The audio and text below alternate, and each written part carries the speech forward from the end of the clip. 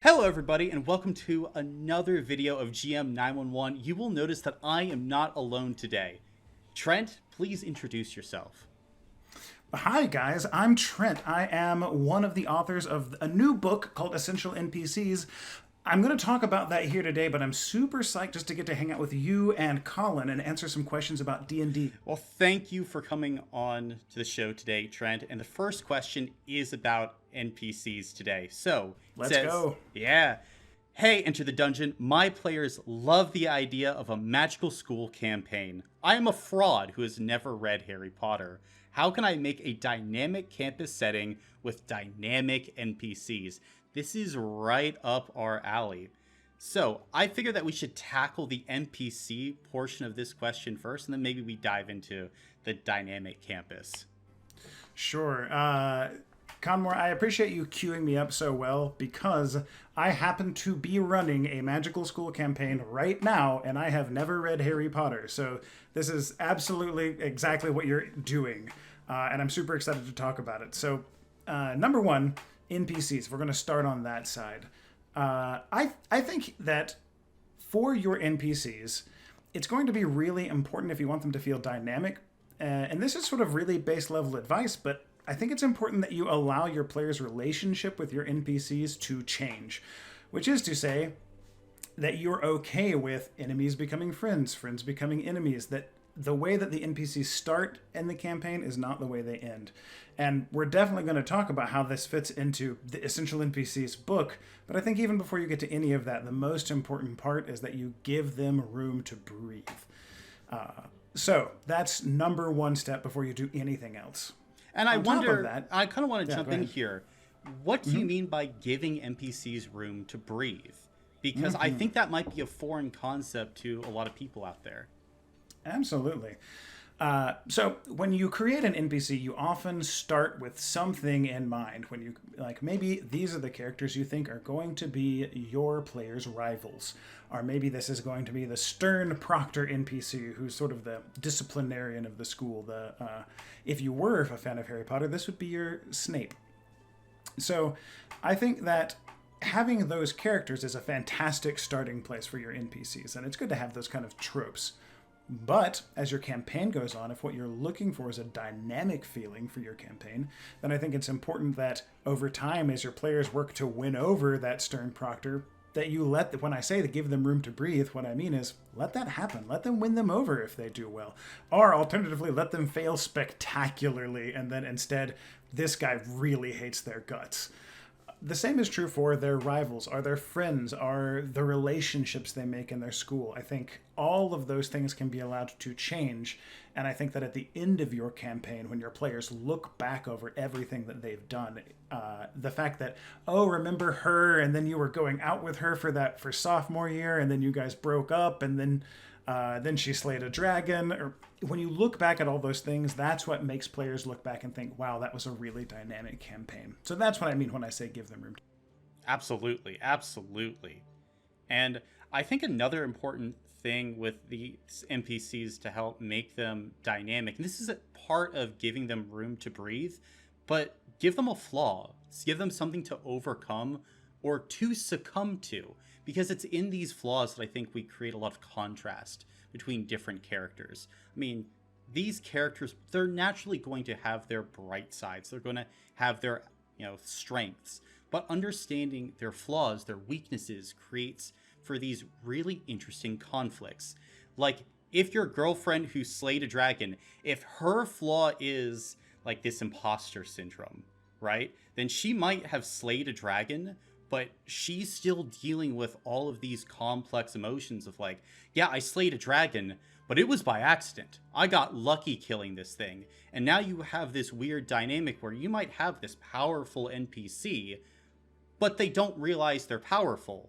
And so in order to get them to do what the party needs them to do, it becomes a very political situation, a really interesting role-playing scenario that we get to engage with.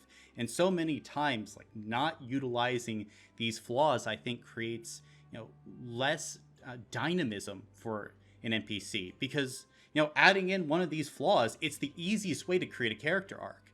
You yeah, you just plug in one of these flaws to a character and you can slowly watch them grow over time. And that is fantastic to watch as both, I think, a player and a game master when you're running a system. Agree totally. I think a flaw is a perfect place to start for an NPC. I think another good place you can like put your first mark on the page is giving them some kind of powerful goal. Bonus points if their powerful goal is something that the PCs might need to help them with. Mm-hmm. So anything that puts them in conflict or in direct cooperation with the PCs is great. Another part of this, I think, on a slightly more mechanical side, is it's always convenient when you can have your NPCs like literally grow with them, especially if you're in a school or a setting where it makes sense for the NPCs to be sort of leveling up alongside the PCs. I don't think that makes sense in every setting, but oftentimes you expect that if you have the rivals that you secretly love in freshman year, when you finally have your big and you have some great fight or great sporting competition against them, and then now it's senior year, and now it's the big fight against them, the one who's going to determine who really got the better of who. I think it's useful to be able to level up them mechanically as well to make that more interesting. That's actually kind of what my book is about. Mm-hmm. It's like having that breadth of NPCs to do that with. But I'm sure we're going to link the book in the description. Absolutely. And we can do that now, or we can talk about it whenever. Yeah. I think that's a great segue into the book, because I'll be perfectly honest. This is a book that I have used pretty much every single time I've been running D&D 5th edition since I got my hands on it. It's a wonderful codex filled with all these NPC archetypes that go from, I think it's CR 1/4 at some points, all the way up to CR 20 for pretty much all these stat blocks, which is tremendous. I'm super glad it's been useful to you. I know that I have used it for almost every one of my games since we wrote it, and the problem we were trying to solve is this. The monster manuals of the world and the various like similar books in other systems, this one is for D&D 5th edition, but there are others. The monster manuals tend to be filled with just that, monsters. You have plenty of trolls and dragons and hydras and very cool stuff for your players to fight. But I find that as we focus more and more on these games that are really narrative heavy, that we often want our players to go up against people, like against other rational actors, like the kind of way that you would expect in a movie or a book. And there aren't a lot of options for that in the printed material as it is. Most of the time there's one CR3 knight, and if you want your players to get in a cool joust with that knight, and CR3 isn't the right level for them, then you're sort of out of luck. You have to do a bunch of modification yourself, which might just involve raising some numbers. The same is true for assassins or wizards. There's just a couple versions of most of them, and which means doing some heavy reskinning and reflavoring or doing a lot of number crunching to level them up. So, what our idea was, and when I say our, I mean myself, my co-author, Jonah Leslie, who is a fantastic DM as well as sort of a gaming anthropologist, super cool guy, and our artist, whose name is Umbra Kier. The thing we wanted to put together was a book that solved all of those problems, that said, what if you just had the knight you needed? What if you just had the exact one you needed, also at the right CR? So the idea of the book is that every fantasy archetype is covered somewhere here. So there's knights, assassins, mages, thieves, and even more obscure things. I think one of your favorites is something we call the Lawkeeper, which I'll let you describe in a minute. But all of those, every alchemist, every knight, every thief, every one of them is represented at CR 1/4, CR 1/2, CR 1, all the way up to 20. So regardless of which one you need for your game, this book will have the thing for you, which is just incredibly useful and saves so much time for DMs, or at least it has for me. Go check it out. We'll talk about it more later, but for now, we got to talk about dynamic settings in Magic schools. Yes, and I think another thing to talk about with these NPCs, which again is on the mechanical level, I think in a way, when we're creating them is whether this NPC is sympathetic or are they apathetic? Because really, those are the two types of NPCs. I think, is this an NPC that you want to spend time around, or is this an NPC you want to get away from? And yeah, there is this little middle gray area, but I think that's reserved for those one-off NPCs, the shopkeeper that you talk to, you never meet again.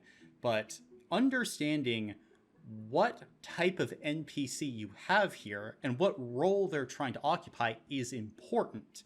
If you're trying to make an NPC that is sympathetic to the party, that requires a very different outlook on the NPC than one that the party does not care about. So if I'm trying to create an NPC that's an ally to a party, there's someone who is constantly giving them information, who's going out of their way for them, being friendly. And it's those types of actions that make a party and players, I think, latch onto them. Just these simple acts of kindness can go a long way in a campaign for most players. Now, if you start having an NPC be aggressive, if you have them be a little standoffish and prickly, that necessitates a more aggressive response from most players, as they will try to repel that NPC as much as possible. So understanding where those fall and making interesting decisions there. Like, is the snake character, rather than being this apathetic NPC that the players want to get away from, if they are instead sympathetic, how does that change the story and the overall narrative?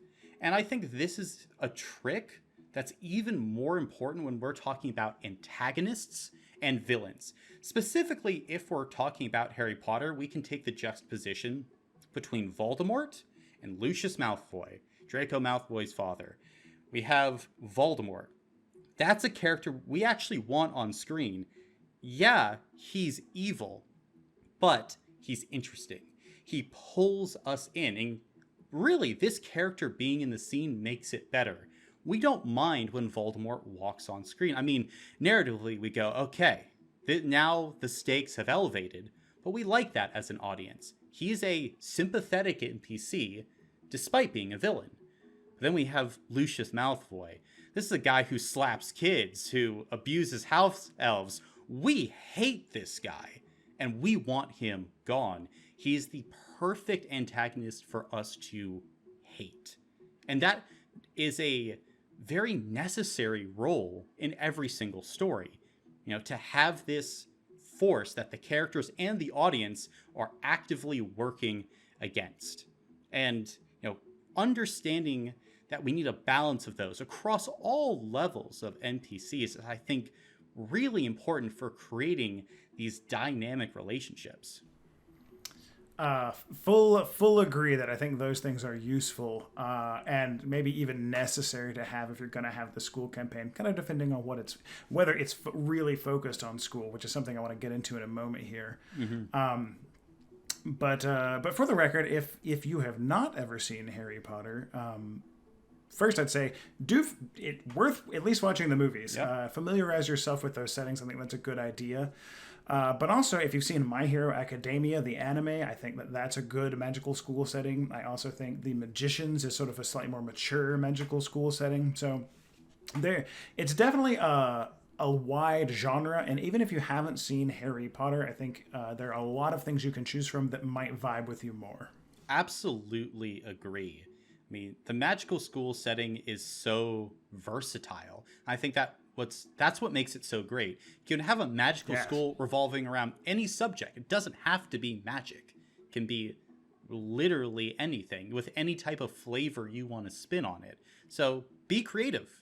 Yeah, absolutely. I think, in fact, in D&D or in other like fantasy role-playing games, I think that oftentimes like an adventuring school fits even better than a magic school because it gives a little bit more room to fit in your non-magical characters, your non-magical PCs. There are a couple things I think it's worth remembering to keep in mind as you design your magical school. Number one is I think that anytime you're going to put a setting in a place with a like major authority, like a school, I think it's important to think about the reason why your PCs cannot simply lean on that authority or structure to solve their problems.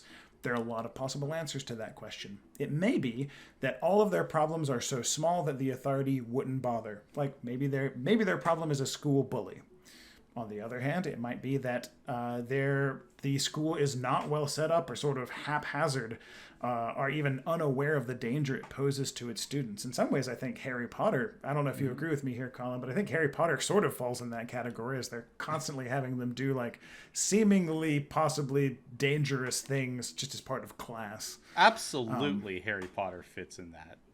Yeah, and then eventually that changes to, oh wow, the entire school can't solve this big problem. And so I think it's worth thinking about why your PCs wouldn't be able to just solve all their problems by going to a teacher, like the way we might hope to do in real life if that happened to us. So I think that's a big important thing. I also think it's important to consider a system for sort of integrating your school with your adventure. In some campaigns, like if you've seen Fantasy High on D20, school is sort of a pretty background thing. It's kind of like an 80s movie where we know that everyone goes to school and we talk about the fact that they have classes, but we never see the classes. We never worry about what the requirements are for the classes. Rather, the classes are sort of a backdrop for the real adventure going on. And that's one way to do it, which is to have them pretty divorced. On the other hand, you can really integrate them and say, well, in my game, the adventures you go on are your class. Like, your alchemist teacher requires you to go out and slay 10 wyverns for their stingers, and that's what you're going to have to do if you're going to pass the class. You can even have something sort of in between, I think, where, and this is actually how I run my game, which is that I have a system set up for the more often the players adventure, like they basically get bonuses for doing well in school. They get bonuses to their adventuring. But the more they go on extracurricular adventures, the more they have to like make saving throws to not do worse on their final exams because they're doing so much adventuring. And so there's sort of a balance to keep them invested in interesting school things like, because they don't take, that's the secret, you see. They don't take any penalties for doing school things. So if they're in school, fighting with their rivals, talking to their romantic interests, doing well in class, they don't have to roll anything for that. They get extra dice to doing well in school. And when they go off to adventure in other weird shenanigans and explore mysteries, they have to balance that, because if they do it too often, their grades get worse, and then they get less bonuses for doing well at the end of the semester.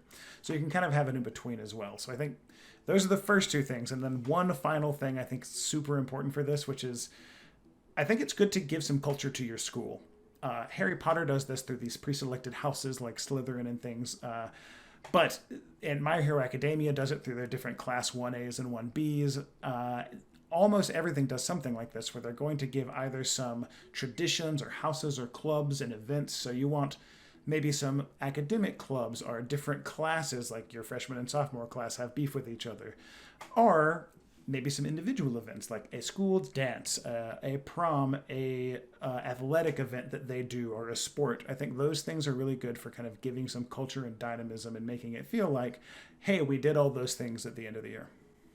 I love that you brought that up, because so often I think it's easy to fall into the generic fantasy school trope, but really, school spirit, I think, is one of the best things that prop up this particular trope for an adventure. What sets your school apart? What are the different cliques? What are the idiosyncrasies that you would only know if you went to the school? I think those are things that make the setting feel alive. And I think that segues nicely into one of the points that, initially strikes me whenever I'm thinking about a magical school setting, and especially in the context of it being dynamic. Because it's so easy to fall into the trap of, we have to build everything at this school. But I don't think that is always the correct track. Because if you build 2 or 3 specific instances that can be dynamic, I think one of the best examples would be the house point rankings in Harry Potter. If you've never seen Harry Potter, if you've never read the books, there are 4 houses, and they are arbitrarily given points throughout the school year. And at the end, the house with the most points wins the House Cup. It is this one dynamic element that you can weave through pretty much all of the activities within the school year. And the earlier movies do this quite a bit. And I like just focusing on these two or three because trying to have the entire school be dynamic and changing all the time, I feel usually just leads to a muddled setting. We never get to focus on any aspect of the school long enough to really understand how it works.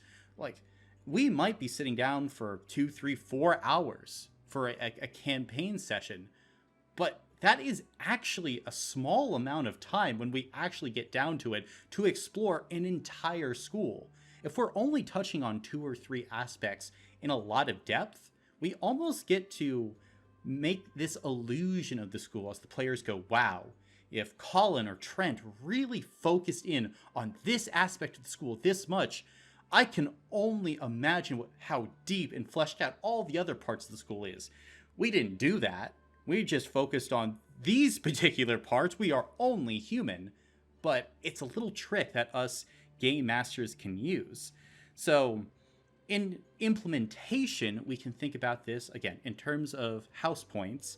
Perhaps if you're leading in the house point race, you're getting more privileges in game. Whichever house is doing better, they can go into the restricted section of the library, for instance, to access those rare books. And if you're losing, you get less privileges. However, you get more responsibilities if you are higher up in the rankings. So it's this give and take. And I just want to put aside the players for a minute because, while this can affect the players, I think more so, we should also think about how it affects the world. So if the clearly evil Snake House is leading in the house point race, yes, they have access to more knowledge, but they have less time to do their evil shenanigans, and vice versa. If the players take them down in the point ranking, all right, you've prevented them from getting their overall goal and objective, but now they're running around and doing more little terrors. They're trying to cause more problems. They have more time, and now the players are on the back foot, trying to put out fires. This is how we create this dynamic setting, by understanding what these changes do to the other factions and the people in whatever campaign setting you're running. It doesn't just need to be a magical school. So I think thinking about these features more deeply is better. Yeah, I agree. I think you can take just a couple of these systems, like, hey, your house point ranking, what year you are, and like maybe what class you are, and you can just go through some, like, just those three axes is enough to give you such a deep feeling setting without needing to do any other work trying to simulate an entire school in your brain, which obviously that way lies madness. Don't do that. Don't do that. For our next question, stat block wise, what are 3 abilities you recommend new game masters avoid adding to a dragon stat block despite commonly seeing it in media? I think we'll both give like 2 answers here, but I think firstly, I think we both kind of wanted to discuss how we don't think the problem lies in any particular ability, but in implementation. Yeah, it took me. I thought about this a good long time, and this one stumped me for a little bit. So, and it's because of this thing you're talking about, which is, it doesn't seem like there's any one ability that I think is really dangerous for a new DM to put on their dragon. But I think that the way you combine those abilities can become really dangerous to put on your dragon. What do you think? No, I absolutely agree. Players can overcome a lot, especially with higher level characters, but creating these combinations that completely shut down certain parts of a character make things really difficult. So I always give the example of, if you have a dragon and they are immune to fire, and the only ranged damage dealer uses fire and they're flying around, now you've created a very dangerous fight, because you've taken away the player's ability to really deal damage consistently. That is a death spiral waiting to happen for a party. So that's what we kind of talk about, I think, when we're discussing these combinations of abilities. And keeping an eye out, at least for me, combinations that shut down whole avenues of attack in a combat. What do you think? Agree fully, especially if you're talking on the mechanical level. I think it's important to know your party a little bit and understand how they're likely to approach a dragon. I think you see a lot of advice talking about how it's dumb for dragons to come down on the ground ever and fight your party. And I think sometimes what that advice is missing is that if they did not do that for this particular party, this would not be a fight at all. Yes. And so you have to consider those things a little bit as a DM. I'll say as maybe a slightly more advanced tip for those of you out there. Another thing I think is cool to do with your dragons, and something kind of to avoid here, is when you're coming up with a dragon, I think dragons are one of the most archetypal fantasy creatures, and they go great with almost any flavor. Not only can you do your classic fire dragons, acid dragons, etc., but you can also do your smoke dragons, your ember dragons, your inferno heat dragons, and I think all those are awesome. I think you do, though, have to be considerate of, like, when you come up with your dragon, figure out, like, what its vibe actually is, and be careful not to mix too many of those things. There's plenty of advice saying, like, hey, I want a dragon whose thing is it overcomes fire resistance. Like, it breathes fire, but you can't just get out of it with fire resistance because it's so hot. But then someone else is like, well, I want my dragon to be like, ooh, it's all about the smoke aspect of the fire. It's going to use obscurement and, like, black ash, and it's going to blind people who it breathes on. But you probably wouldn't want to combine those things. Same thing for a dragon who's like, ooh, this dragon casts spells. That you want to be careful about doing that alongside of, oh, it also can overcome fire resistance, because I think you start to muddy a little bit what your dragon's about at that level. And by the way, if I did pick one thing that I would say to be careful about as a new spell, if I had to pick a trait, if I had to answer this question directly, I think spellcasting is my number one. Like, be careful about giving your dragon spellcasting if you're still a new DM, because that can get really complicated really fast. Absolutely agree with the spellcasting. It is just another layer of complexity in an already difficult boss fight. And I like how you brought up, not only do we have to run dragons from a mechanical sense, but we actually have to think about the fun of the party, which is something that is, I don't know why it's missed so often, because in fights where a dragon, at least for me, is just constantly circling up in the air, you'll have an entire group of the party, the melee marshals, who are like, get down here. I just want to fight you. And so in that situation, it stops being this epic boss fight with a dragon. It starts becoming, well, on my turn, it's taken me 30 minutes to get here. I hold my attack action. Again, we've been at this for an hour and a half. Dungeon Master, please let me hit something.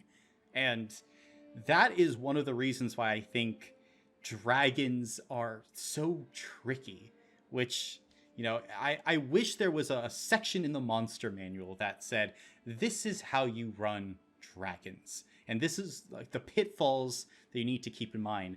And spellcasting, absolutely, is one of the biggest pitfalls, because we all think about dragons as these hyper-intelligent beings of ancient magic. They're thousands of years old. Why wouldn't they be able to use spells? Maybe they can use ritual spells, but in combat, that's a lot. You'll probably find yourself as well, if you're using spells, thinking, well, alright, I suppose I could use Fireball, but then what's the difference between me running a dragon and a mage? There becomes very little difference mechanically. If I'm fighting a dragon, I think you would agree, I want to fight a dragon. 100%. And yeah, exactly. It just becomes a really fat wizard at that point. And so, yeah, it's important that he gets to do dragony things. There are ways around that, don't get me wrong. You can make a dragon with legendary actions, so it's dragoning on its turn and it's casting spells on other people's turn, and that's a very dangerous and maybe very fun fight for high-level PCs. But since our question was focused on, hey, what would you avoid like new GMs tackling? I'd say wait until you feel super comfortable before you start adding legendary spellcasting actions to your dragon. Not only because that's difficult for your PCs, but because as a DM wanting to keep combat snappy, it's going to really tax your brain power to look over a list of, maybe 5 to 10 spells, and that's possibly conservative for some of these dragons. Pick one of those out at the end of another player's turn when you have someone waiting to go. So it's a lot to do. And I had something else I thought of as well for younger game masters. And this is a very specific trope, and I understand completely where it comes from, but I think it's incredibly dangerous. The Smaug weak point. So if you've ever seen The Hobbit, Smaug, this massive red dragon, unkillable except for this one chink in its armor, the black arrow sent into that weak spot, and the dragon dies. That, in theory, is really cool. In practice for most games, it's difficult, even, I think, for more veteran game masters to pull off. And I think the first reason for that is a new game master rarely telegraphs the weak point, right? Like, it might have this passing line, but we don't really know, oh, this is the only place where we can get this dragon. And then, if we're in the middle of combat, a lot of new game masters don't realize combat is usually over in 3 rounds. Like, a 4-round combat is usually a really long combat. So if we take the first round to say, okay, what's happening, we don't understand, maybe the second round we learn there's a weak point. At this point, the dragon is downing player characters. It is beginning to win the battle of attrition, and that can lead to death spiral. And that's dangerous. Not only do I agree with you there, but I also... It can be a dangerous precedent to set in a lot of these like combat scenario role-playing games to say, if you identify something's weak point, well, at that point you just stab the weak point and it dies. Because at that point, and the next fight your players have, they're going to go like, I've identified this knight's weak point as its neck. Can I just stab that? And it's like, well, I mean, no, that's what the combat is. So in a lot of ways, like, the fact that you're killing this dragon on the 3rd round a lot of the time means that, like, you didn't have to. You just, on the 3rd round, when your player character finally finishes off this dragon, you say, and you finally see, like, a chink in its scales, a single place you could land a blow, and you drive your sword in. And doing that, like, that gives you the weak point, even though they didn't see it before. And so it's more of a narrative device than it's like some kind of mechanical construct that says, like, hey, this thing has a super special point, and if you just hit that point, you win. I think also, like, this is something we've been dancing around here, but the Smaug weak point, if it is actually this sole weak point, there's a bit of luck involved. The dice are evil creatures. And if you've ever been on the receiving end of a D20 that can't roll above a 5 in a particular session, that can leave you stranded. There's nothing that can really be done. And that just opens up you and your table to a whole host of other problems. I try and make it so, of course, there are going to be certain sessions where you can't hit anything. But I don't want to base everything the players are doing on one die roll, because that gets dangerous. Of course. And on top of that, to some degree, if you really are saying that Smaug's only weak point is this one thing in his scales, it's kind of like combat railroading, right? Like, it's sort of saying, like, to your players, the only thing you can do against this creature is hit it in this one. Like, we can't just, like, but couldn't we wear him down somewhere else? Like, what if we had, like, some really hardcore artillery? Could we just wear it through him? Or could we trap him under something? Or could we do anything else? And it seems like you want to be careful about having, like, if you're trying to, as a DM, I think if you're trying to say, I want this fight to end with them hitting the epic weak point, you're putting yourself in a dangerous position where you're not letting your players decide what the cool way to kill the dragon is. Yeah. And again, like, I don't think we're saying here it's impossible to do. No. But I think what we are saying is that it is more difficult. And it requires a lot of DM finesse in a way that I don't think that new players just have had time to experience yet. You know, running combats is difficult. But our sponsor for today's episode, the Bag of Mapping, I think can absolutely help you in your dragon combats. The Bag of Mapping is an incredible free virtual tabletop. With it, you can easily upload maps, create grids, and make your own tokens. Seriously, this is the easiest virtual tabletop I've ever used, and it's great for new and old DMs. Plus, for just $2 a month, you get to sync your D&D Beyond characters and campaigns. However, if you use the coupon code DUNGEON, you get 25% off the first 2 months of your subscription. I wish I had this virtual virtual tabletop when I first started running games. So head over and check out the free bag of mapping. All right, so the next question we have is, I want to run a short campaign around Legend of Zelda Ocarina of Time Temple of Time mechanic. But instead of going back and forth as a kid versus an adult, the players will travel thousands of years between fantasy, Pathfinder setting, versus science fantasy, Starfinder eras. The players will still play as the same class since I think magic can easily translate to advanced technology. Maybe when they go back to the past, they play as their ancestor. Imagine needing to cross a large gap in the future era, so you travel to the past to plant a magic seed. When you return to the future, a massive beanstalk bridge is there to cross to the other side. The idea was stolen from Ratchet and Clank. Certainly not beginner-friendly campaign and geared towards a more linear storyline to keep me sane, but what are some tips you would keep in mind for a time-altering campaign like this as a game master? What are some things you would avoid at all costs? Ooh boy, time travel. Is a big one. Ooh, time travel. You are meddling with dangerous forces, my friend. I would agree. So the very first time I touched time travel, I had been running games for about 5 years because time travel is something that even professional writers mess up. So it is something that has to be handled incredibly carefully. Yeah, first two things that come to mind. Number one, you're going to need to be a little bit honest with yourself about the degree of verisimilitude you can do with time travel. Namely that, like, verisimilitude might be the wrong word, since it's possible that, like, time travel cannot exist, so there can be no realistic analog.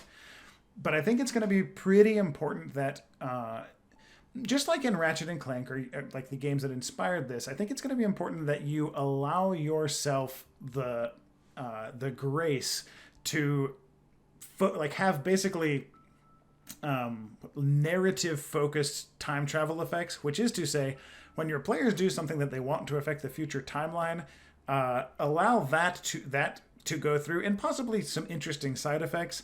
But I would not worry yourself too much about tracking every possible thing they do and every possible ramification, because you just won't be able to. That just will be impossible. So I think it's going to be really important to give yourself that grace, and depending on what kind of players you have, you may need to communicate that to them as well, depending on what they're expecting here.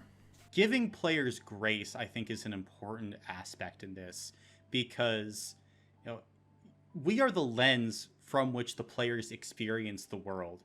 And time travel in and of itself is incredibly finicky. In order to have a, I think, satisfying gameplay experience, adding in that leniency is almost a necessity. But I think a part of that as well is communicating how time travel works to the players. Yes. Like, one of the things that I worked on very heavily when I was running this time travel style of campaign was knowing exactly how time travel works. Because I think there's more than 12 different models of time travel. Is this time travel of creating an alternate timeline? Is this a time travel style where there are these core nexus events that can't be changed? Like, what happens if there's a paradox?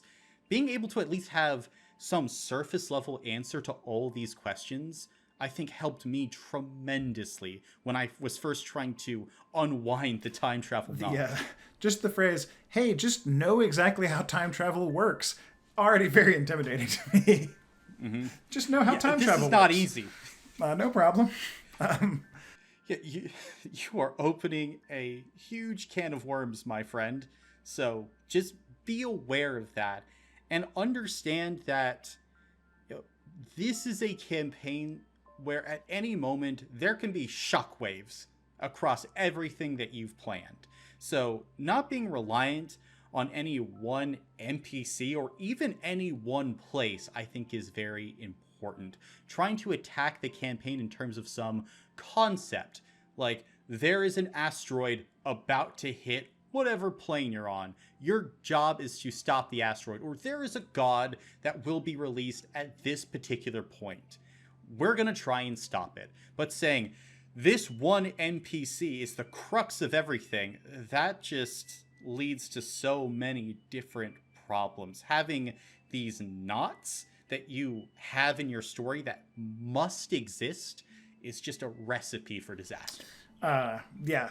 I agree. I think there could be some cool mystery stuff there. Like, I could imagine one that's like, hey, in the deep future, we have a crazy cult that's going to do something bad, but we don't know where that cult starts. And, like, trying to unravel different things in the past that feel like this must have been what caused it, only to see that, like, oh, no, it ends up still popping up because of some other reason. Like, what is the real main thing? Like, what's the real thing that really, like, the one thing that changes that makes it not exist? I think, like, tracking that stuff down sounds really cool. And the idea of jumping from fantasy to sci-fi also seems super cool. So I think you've got a lot of good bones here. It's just a difficult skeleton to build on. Yeah. And I think just the last piece of advice is to trust your gut and really build time travel into the core mechanics of the game. The growing a tiny seed into a beanstalk bridge. Those are puzzles that can really only be solved in campaigns like this. So really playing on those aspects as much as possible, I think, is the best way to have this be a super memorable campaign. So just explore the setting, explore the premise, I guess embrace the chaos, and be ready for all your plans to go out the window. You said you're running a short campaign though, so that's probably for the best. If things go wrong, they can only go wrong for so long. What's a good way to structure lore to be engaging and enticing for a player to dig into?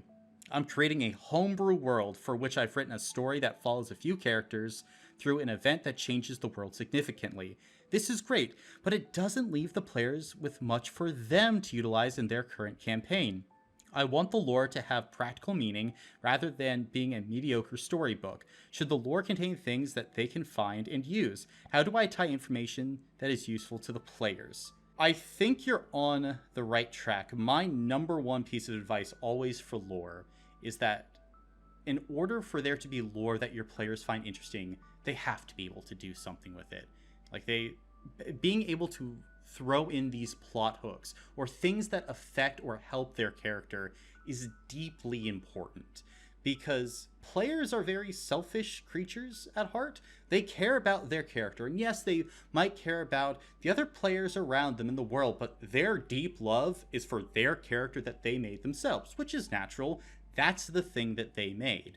So adding in lore hooks that can pull them in is the number one way I've gotten players to engage with lore, to the point where when I'm putting out like a lore book or guide for my players, it is only filled with the things that they can use. There's a lot of lore I keep behind the scenes where if they ask about it, I'll tell them.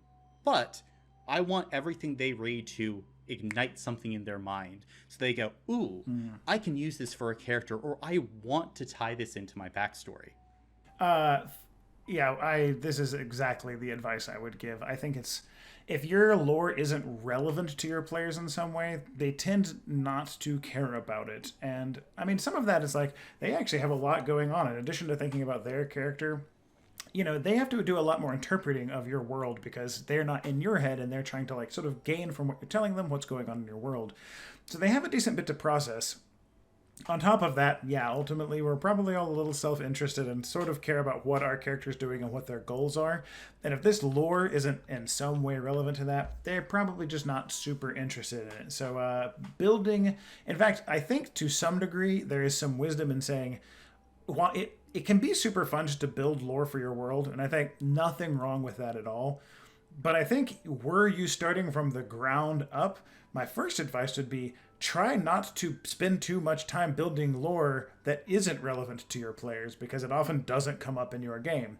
If it's useful for you for world building or you just enjoy it, perfect. Still do that. But just recognize what its use really is and recognize when that use doesn't really need the players to know it. Like if you're using it for your own inspiration, they don't necessarily need to know.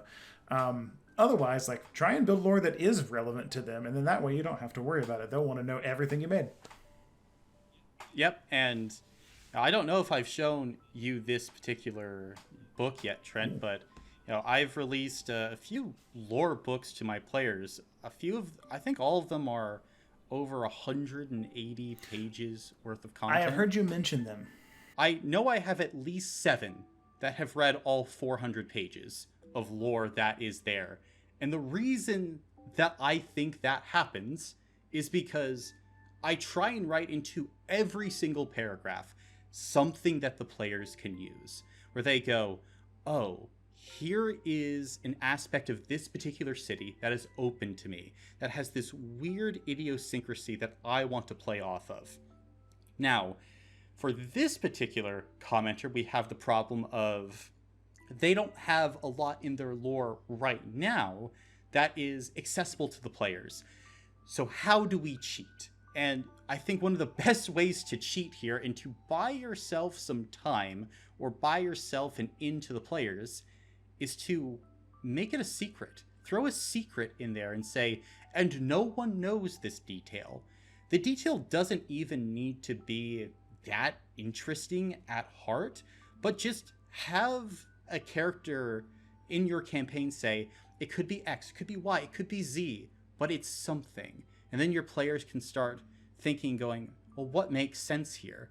And even if the answer at heart really isn't that interesting, when you turn to your players and go, that's it, you got it right, you solved the mystery, that's enough where they go, oh my gosh, we feel like detectives, we are going to unravel what happened here, especially if it's this group of people that you talk about in this particular piece of lore that you've written, unraveling what happened to them, who they were, piecing together these mysteries and clues.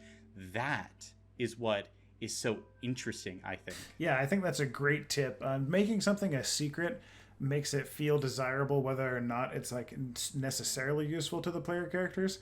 Another way to look at it's this. It isn't really that your lore has to be useful to your player characters. It's just that they must think it might be.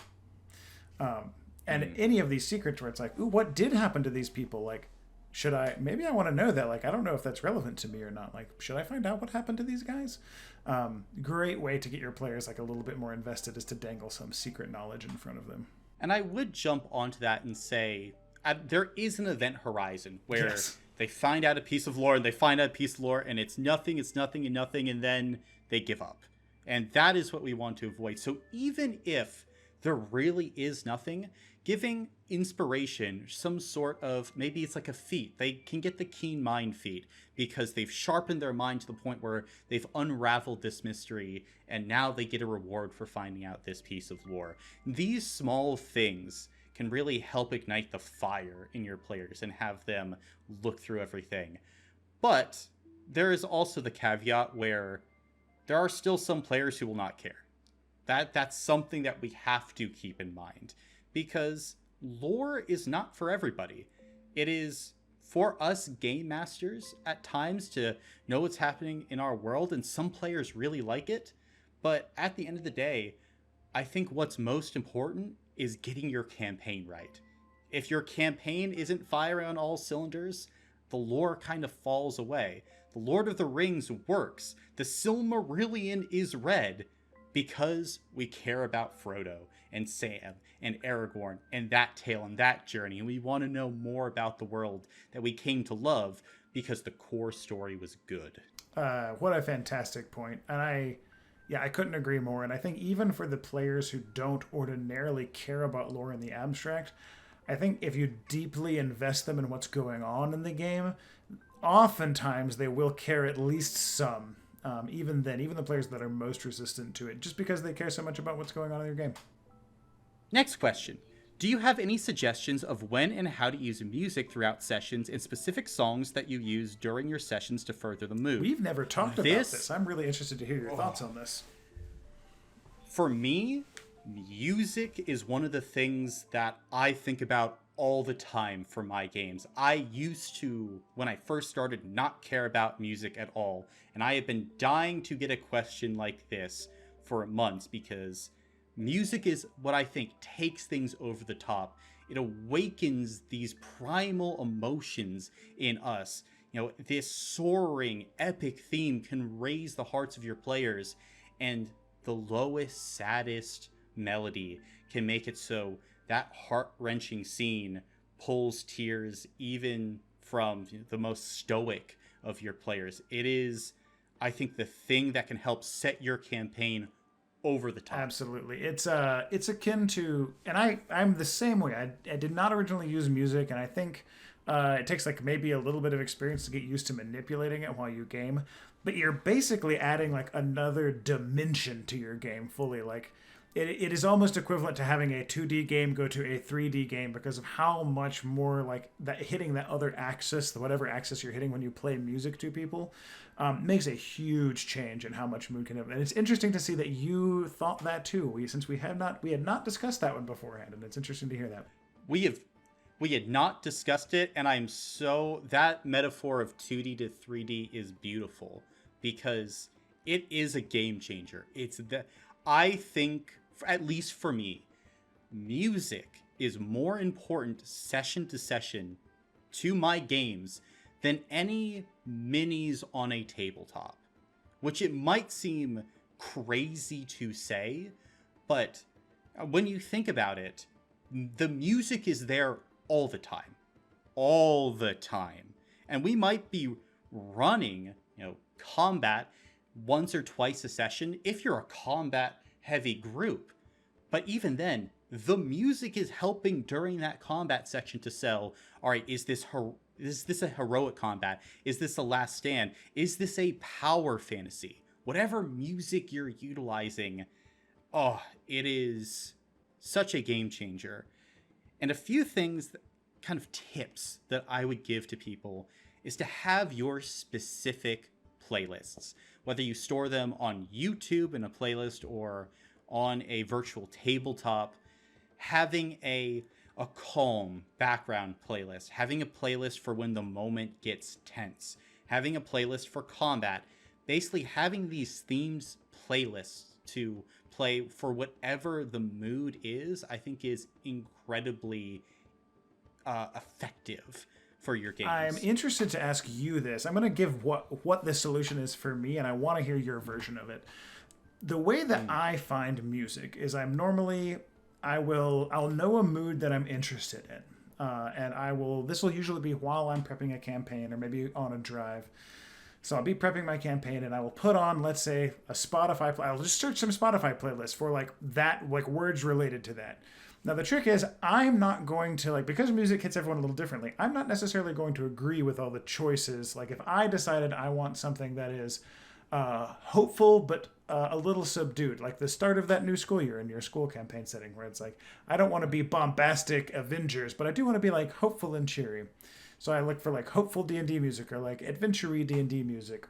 I get that playing, and then I just start working. And when one pops out at me, I will go drag it into my hopeful, optimistic Spotify playlist, and then I will just accumulate those like some kind of little gremlin over a couple of years now. I've been just slowly building these little Spotify playlists, and that's kind of how I end up building up my repertoire, which is just slowly over time as I hear one.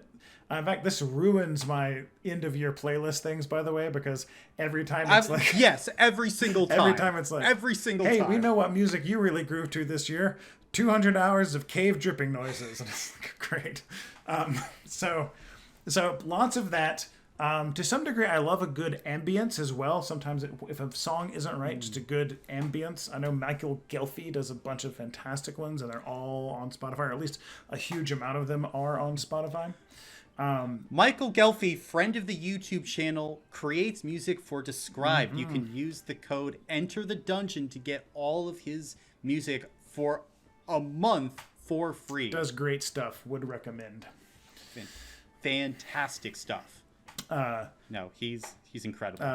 Yeah, Gelfi does good stuff. And so, yeah, that's how I accumulate mine. How do you find your music? So, for me, it's kind of a three-pronged process. The first is finding composers that I really like, because at the end of the day, I find that, really selecting composers that have a track record of great music is one of the best things I can do. So Michael Gelfi is one. Bear McCreary, who has just such a long track record of incredible music.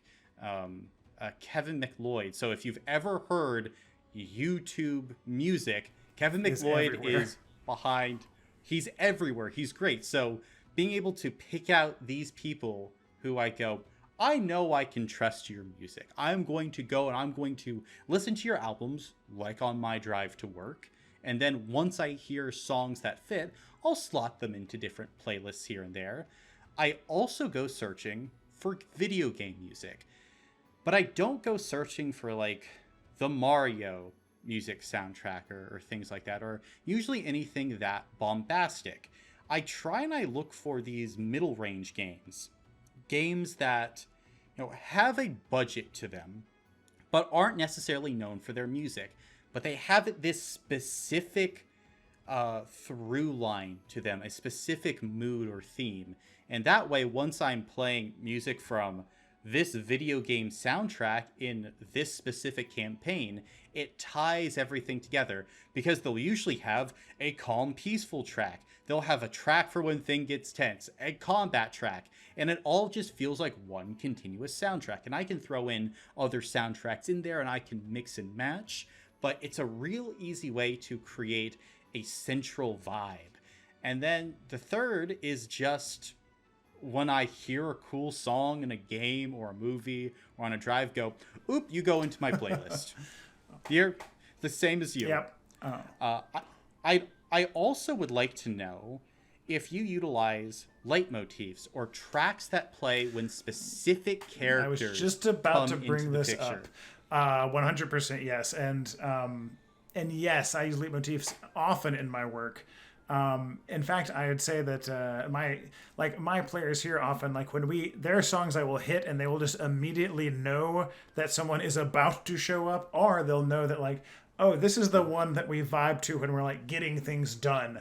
And it's like we're in the getting things done mode, and just like putting that song on. And that's what I mean when I say it's like sort of an extra dimension. It's like it's amazing what you can motivate through music. You can even do great stuff like you can have a normal conversation with an NPC that you have like, hey, we've had a conversation with this NPC all the time, but you put on some kind of ominous music and you see what that does without changing anything else to your conversation. See what it does when you have like funeral bells ringing in the background and like ominous chanting. They will be like, what is going on? Like, why is like what is this guy up to? Like, what's It's amazing what you can do with it.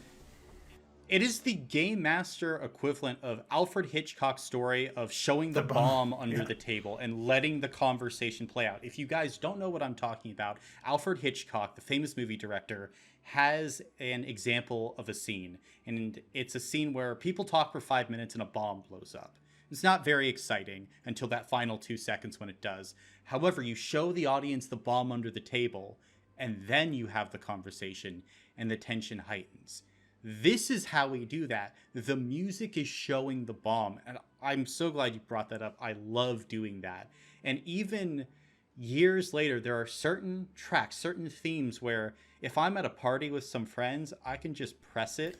And as those initial chords play over the speakers, you will watch 5 terrified faces start looking around in panic, because that's the theme of the demon prince Jubilex. And they had many run-ins with them. So, music, so effective. Absolutely. I would recommend for sure getting those playlists queued up and named after something that will be recognizable to you, because one of the hard parts about doing this is that you have a lot going on when you're DMing already without trying to do music at the same time. And so having everything super clearly labeled does a lot of the work for you. Like, don't try and look for these songs in the middle of the game if you can at all help it. Have them all ready to go and then just start picking from moods as you need them. So next up, we're going to tackle some questions from the Patreon. So just so you know, if you sign up for the Enter the Dungeon Patreon, you are guaranteed to have your questions answered during these Q&As. You can also go over there to check out more custom homebrew content that is going to be dropping very soon. New Patreon-only videos that are going to be popping up. And if you go to the highest tiers, you can hop in for some one-on-one Game Master coaching. So, our first question is, what advice do you have for a Monster of the Week style campaign? Ooh, these are so fun. They are so fun. And I think my biggest tip for these, because I've run them a few times at this point, is to really focus on a concept I call awesome per second. Monster of the Week style campaigns are great for variety and jumping into the best action you got. So not bogging down your campaign with, well, I need to set this up, or I want to save this idea for later. Use your big guns first. Focus on how do I make each session the best it can possibly be? Because there's usually going to be some type of central theme or conceit that ties the Monster of the Week story together. So you can almost take that as a given and then just focus on cool factor. What's this monster that I have a great idea for? Is there a location that I really want to explore? So that, I think, is the number one tip I can give any game master aspiring to run one of these Monster of the Week campaigns. Monster of the Week campaigns are fantastic, like weightlifting for DMs as far as really making sure to make your narratives tight, where it's like, yeah, everything you do is going to be fun and cool in this adventure, and then we're done with it. Like, there's only room for the best, and then we move on to the next one. I was going to say that, and I think that this is true in most of these games, but obviously you do typically have some kind of overarching, like, slightly larger plot to your Monster of the Week, and so I think it is okay not to be afraid to sometimes change the status quo that you're returning to between the weeks, and I think that that's important to, if it's like, if your monster is your melody each week and your underlying bass is your harmony, sometimes it's okay to change the other one occasionally. So, absolutely. And I think that that's a cool thing to do. But I would say, if anything, I think Colin's right on the point here, which is that the biggest thing is to just have the most action per minute. And action not necessarily meaning combat, but just exciting, interesting moments per minute as possible. And I think something to mention with this overall arcing story as well is to understand kind of the natural pacing that many of these campaigns go on, which is at first you're really dealing with the Monster of the Week, but it's going to get to a certain point, ideally, where that greater narrative is going to begin to take a greater and greater hold. And you have to be ready for that transition, because while the Monster of the Week is great, eventually we have to pull out this greater narrative. And I think that there are great examples, particularly in the horror audio podcasts. Think the Magnus Archives, or think there's a great one called I Am in Askew, which go back to this Monster of the Week trope again and again and again. But as we progress through the story, we're focusing more on the overall narrative and being willing to embrace that. So you can learn about these Monster of the Week campaigns and that style from these other stories. If you want to read books, the Harry Dresden books, I think, are a really good example of how to do this well. You go from first book to a book called Changes. I think that it's like the best way to show kind of what we're talking about of these massive status quo changes. So really don't be afraid of that. A great example of, as a sort of a maybe not an obscure source, but maybe obscure from this context. A great example of a Monster of the Week show is actually a cartoon called Gravity Falls. It's definitely a kid's show, but if you haven't seen it, I would recommend watching about 5 episodes in and see if you don't get into it anyway. Much like Avatar is technically a kid's show, but it's still just great fiction. Same thing with Gravity Falls, and it does a fantastic job of both having a lot of interesting monsters of the week and problems of the week, and like really beautifully carving a line through like, oh, there's a bigger thing going on that we are all eventually going to care about. I would be very shocked if people of our generation don't know Gravity Falls, because I feel like it's gained quite a cult following over the years, especially. Deservedly. I feel like Weird Mageddon has come into the zeitgeist because of Gravity Falls. And maybe you're right. Maybe I'm just behind the times here, but I only discovered Gravity Falls like 5 years ago. So. Oh, see, I watched it as it premiered. Oh man, that's awesome. So absolutely fantastic show, and I think a really good pull for a Monster of the Week style campaign. That's great.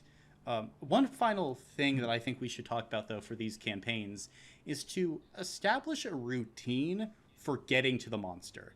Because if the players know this is how we start the session and this is how we get to the monster, whether it be something as simple as you're handed a packet and then we arrive at the monster and the packet will tell you everything we know, to, all right, we have to meet with someone, or we get a distress call or something. Having this established setting and routine, I think, is important for this episodic storytelling because it grounds us in the world and the setting, and it lets us, feel really at home with what we're doing.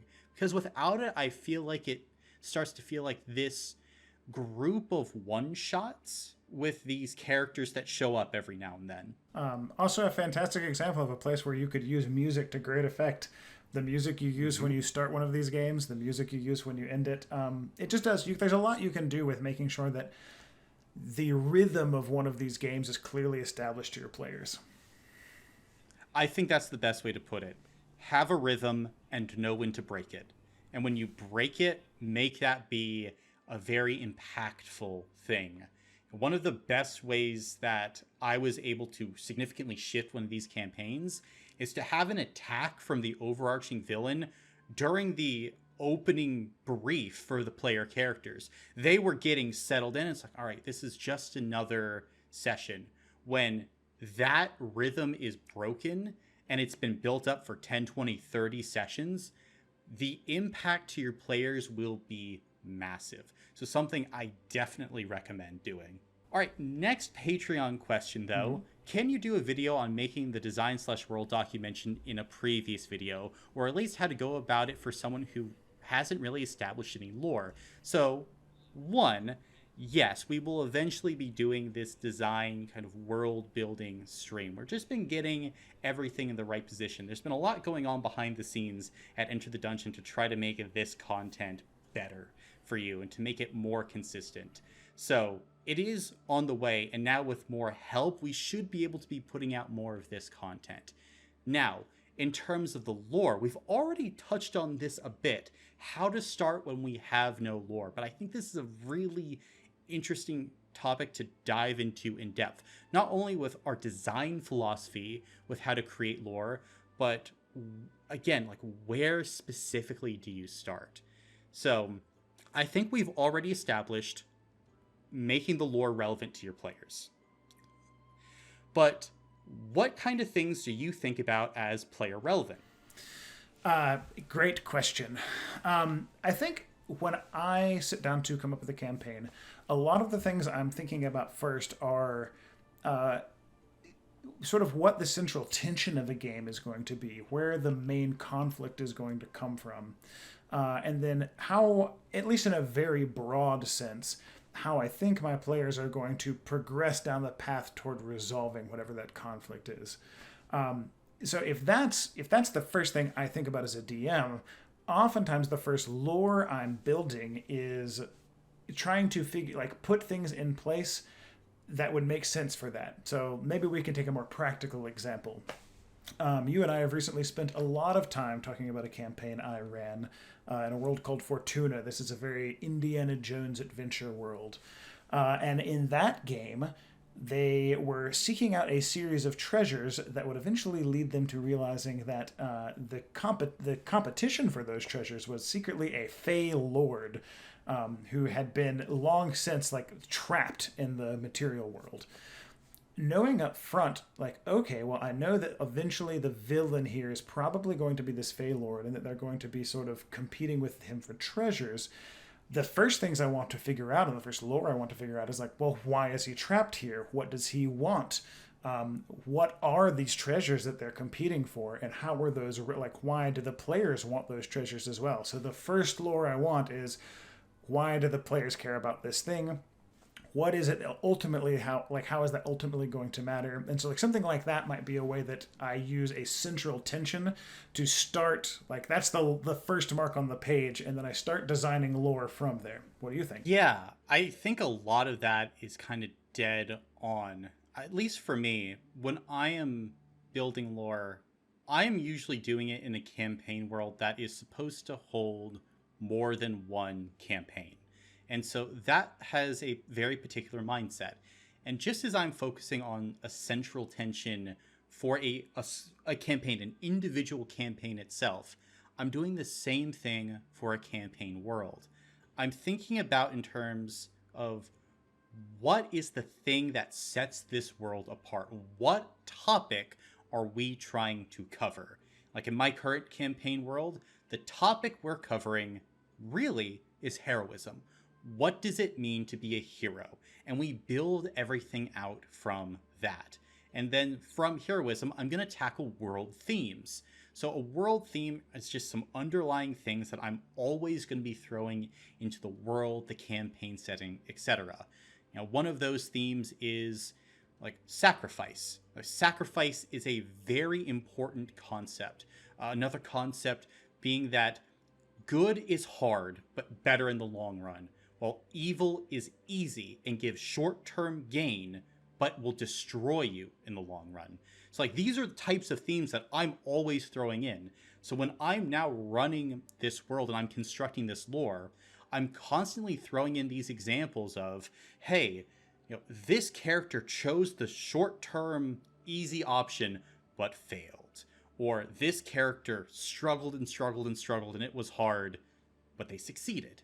And these are things that separate my campaign world from really any other, because it's what I am focusing and I'm bringing my particular vision to the campaign world. I think that's something that's important when you're constructing your lore. Don't come into it afraid. Come into it with, I have ideas, I have a voice, and let yourself put in the foundations of the world.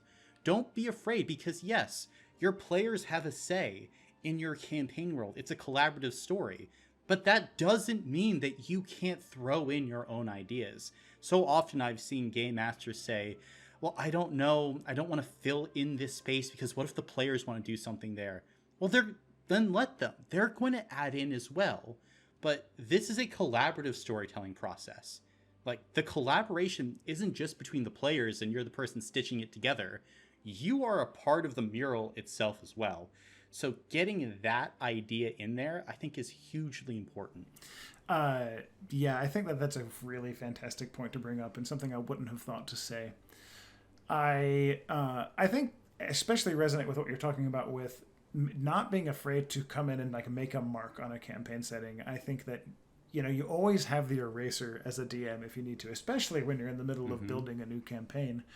And there's something really powerful about, instead of coming in meekly and going like, well, I guess there's some artifacts, to go like, what if in this world when you use magic it explodes?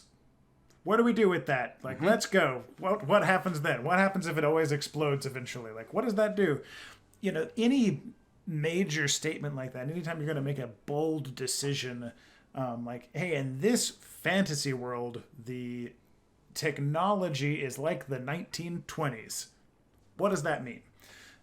Making a bold statement like that, I think, gives you a lot more inspiration and a lot more to go off of, because if I tell you, like, there's a world with some kind of powerful magical artifacts, you probably didn't think of as many things as you thought of when I said, there are gangsters, 1920s gangsters who use magic spells instead of Tommy guns. And, like, that probably really got you thinking, right? So... Absolutely. So I think I really resonate with what you're saying about, like, making a strong mark. I think that's really important. Like, and I think that's probably, you know, something that we're hitting on hard, but it can't be understated. Yeah. The boldest decisions are the ones that bring players in, and making these bold choices is going to result in bold campaigns, dynamic campaigns. And those campaigns, I think, are the most memorable ones. The ones you look back on years later and go, wow, I was lucky to be a part of that. Absolutely. And in fact, I would say, for those of you playing in campaigns, I think the same is true for making player characters. I think a lot of times people make PCs whose traits might not just have the need, they might need the volume turned up on them. Like, they might have PCs who will, people will never get what their deal is because they're always going to kind of downplay that. And I think while there's certainly room for subtlety in PCs, and I would never want to argue otherwise, I think that it's really helpful for a lot of players to start by saying, what is one, like, unmissable trait of my PC? What will the party know in the first 5 minutes of interacting with me, in the first 2 minutes of interacting with me, like, oh, wow, this person is really about X, Y, or Z. Honestly, that's a tremendous point, because most of us aren't actors. Right. Like when we're playing our characters. And so things can be lost because also the other players, they're trying to think about their character sheet, they're trying to think about the campaign worlds. They can miss the subtle clues that are there. So making sure you have at least one trait that's up to, I don't want to even say 11, but up there. Up there to the point where it's a trademarked, like front and center trait of this character that you can then begin to lead them down the path and say, well, hang on, there is actually a lot more depth to this character because this different trait comes from this and that. And by the time that you get into the real subtleties, it's a lot easier because you've already drawn people in. That's, I think, how we get, and I'm interested to get your perspective on this. Joke characters often become the most complex characters in a lot of campaigns, and I think this is the reason, because they come in with a strong concept that brings people in, and when they develop the layers under them, the players are more accurately able to spot them because they're watching the character, they know them because of the bold choices. Full agree, and I think this really tends to happen in like your home games where when you aren't around a table with professional actors or people who are like literally financially motivated to dig into your kind of quiet character, it's really easy for those things to just never get brought up, for someone to never know that your character was secretly a changeling this whole time. But the character who's like the weird, funny joke character who does the bizarro thing, that's a hook that is easy for people to interact with. Like, it's easy for somebody who's not a professional actor to go like, okay, like, I don't know exactly like what my strange kind of quiet, brooding friend is doing, but like, by God, the guy who like always reacts by hitting me with a pie, like, let's see what happens when I like try and introduce him to this, super attractive bar person. And it's like, well, now he hits me in the face with the pie. What is that going to do? It's easy to find a way to interact with those hooks. And I think that is why those characters, just like you said, that's why those characters end up going over way better than you would expect, because like we just investigate them more. Absolutely. And I think here's the trick we're going to pull on the audience here. Everything that we just said about player characters can also be applied to campaign worlds. Yep. You might have thought it's not a tangent. We're literally just talking about the same thing, because campaign worlds, I think, are made up of characters. That's what we interact with the most. Yes, we can have this far off lore, and that might theoretically be important. But more often than not, we miss that we don't care about the world-ending event unless we care about the people in the world whose lives will be ended. Fully agree. Another way to say the same thing is that your campaign is kind of a character in and of itself. And when you make a bold choice with it, like whenever every time anyone walks outside, they get hit in the face with a pie, like people want to know why that is. I think so. So from us to you, be bold, be brave. Indeed. And our last question for today, though, which is a bold choice in and of itself, I think. I would love to create a campaign that had a lot of influence from different dimensions. Any tips? We can go in a lot of different directions with this question. They say there was a lot of dimensions to this question. Okay, for starters, let's go over basic dimension play. Tip number 1 is called the World of Hats tip, which is to say, often in shows that like go over a bunch of different settings, they will pick 1 or 2 traits to really accentuate in each setting. Famously, this is done by like the reason they call it World of Hats is because it's like, well, in the Western plane they all wear cowboy hats, and then like the cold dimension they all wear like furry little caps.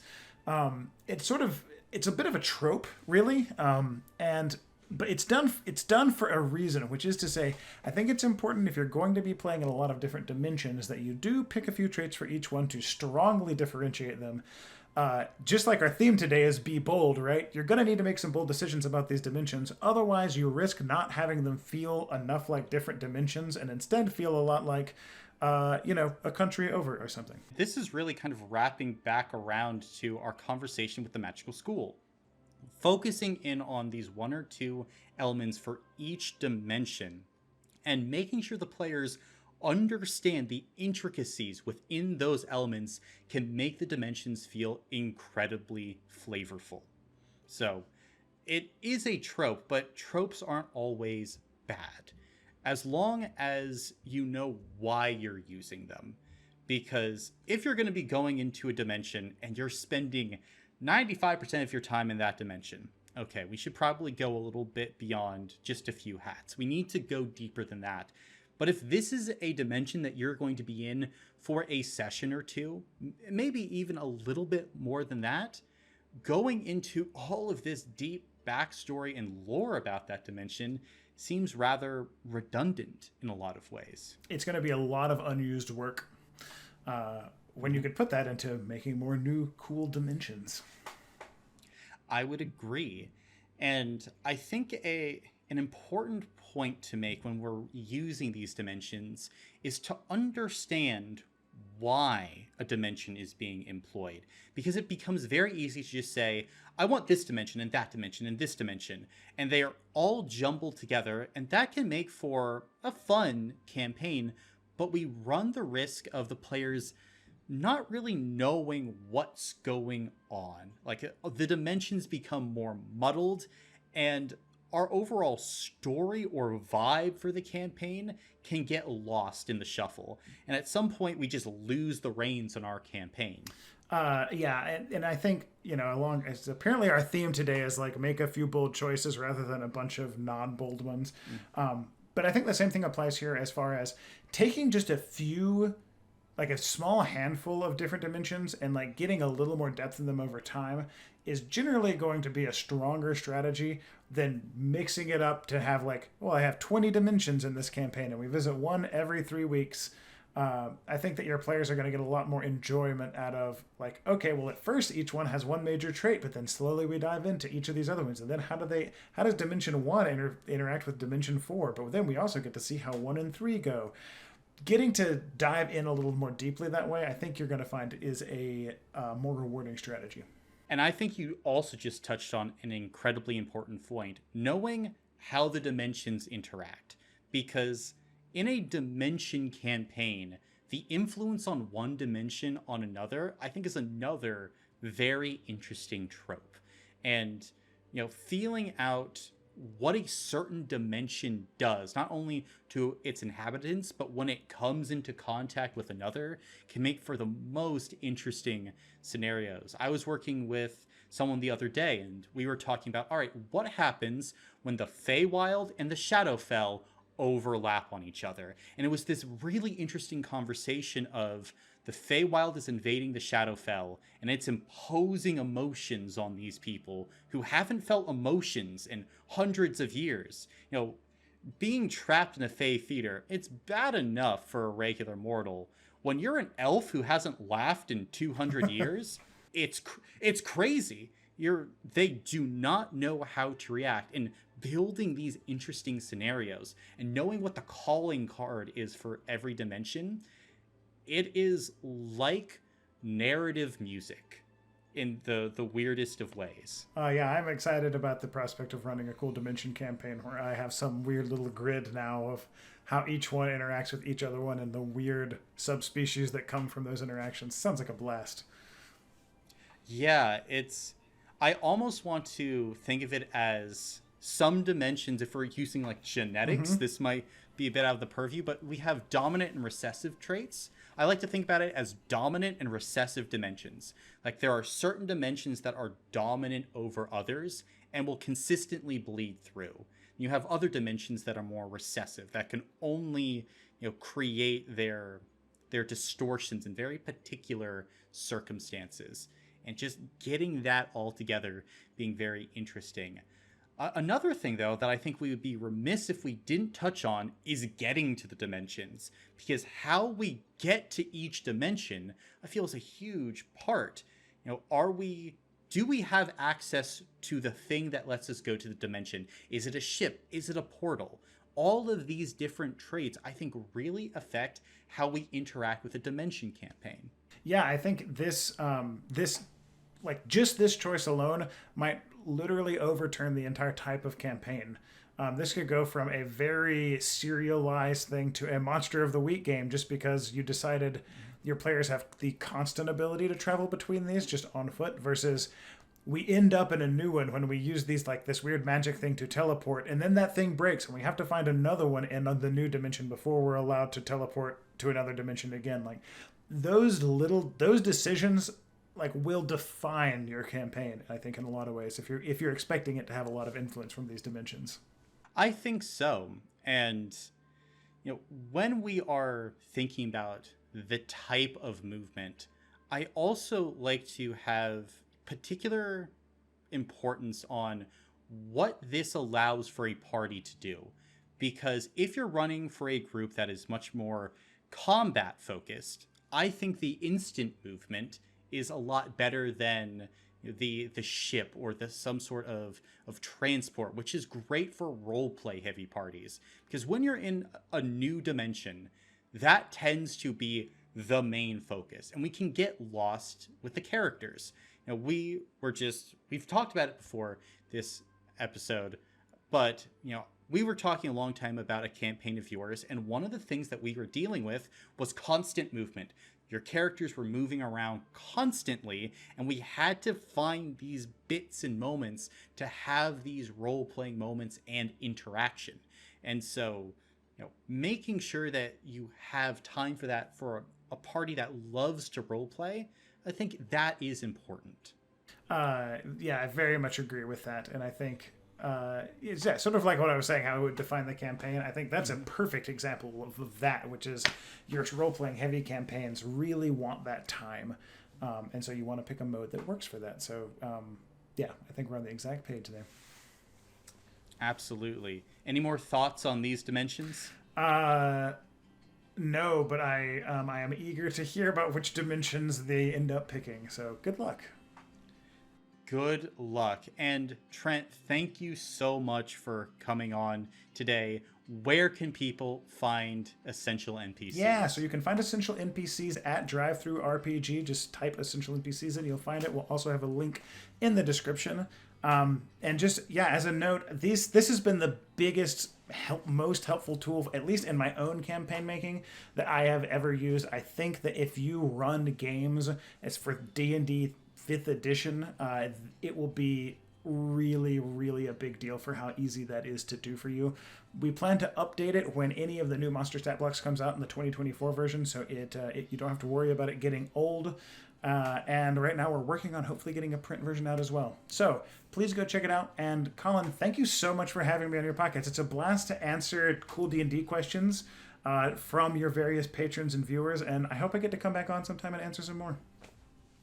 That would be fantastic. So, thank you, Trent, for stopping by for the Q&A, but now is the long-awaited return of the Solandis campaign.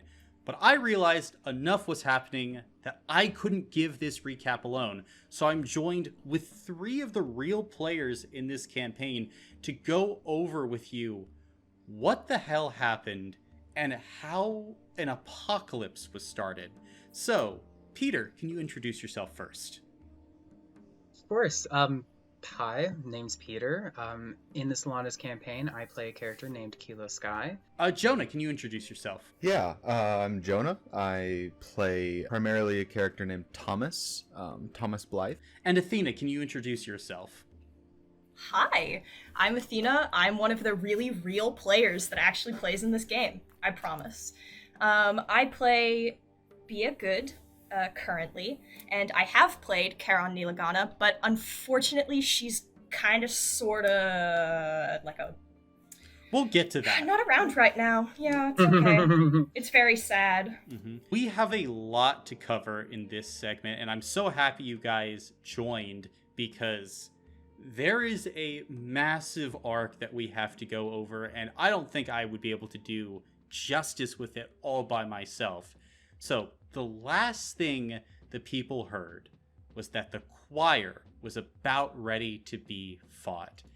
So, when that happened, the brigade assembled a crack team of operatives to go and attack this infamous member of the Impure.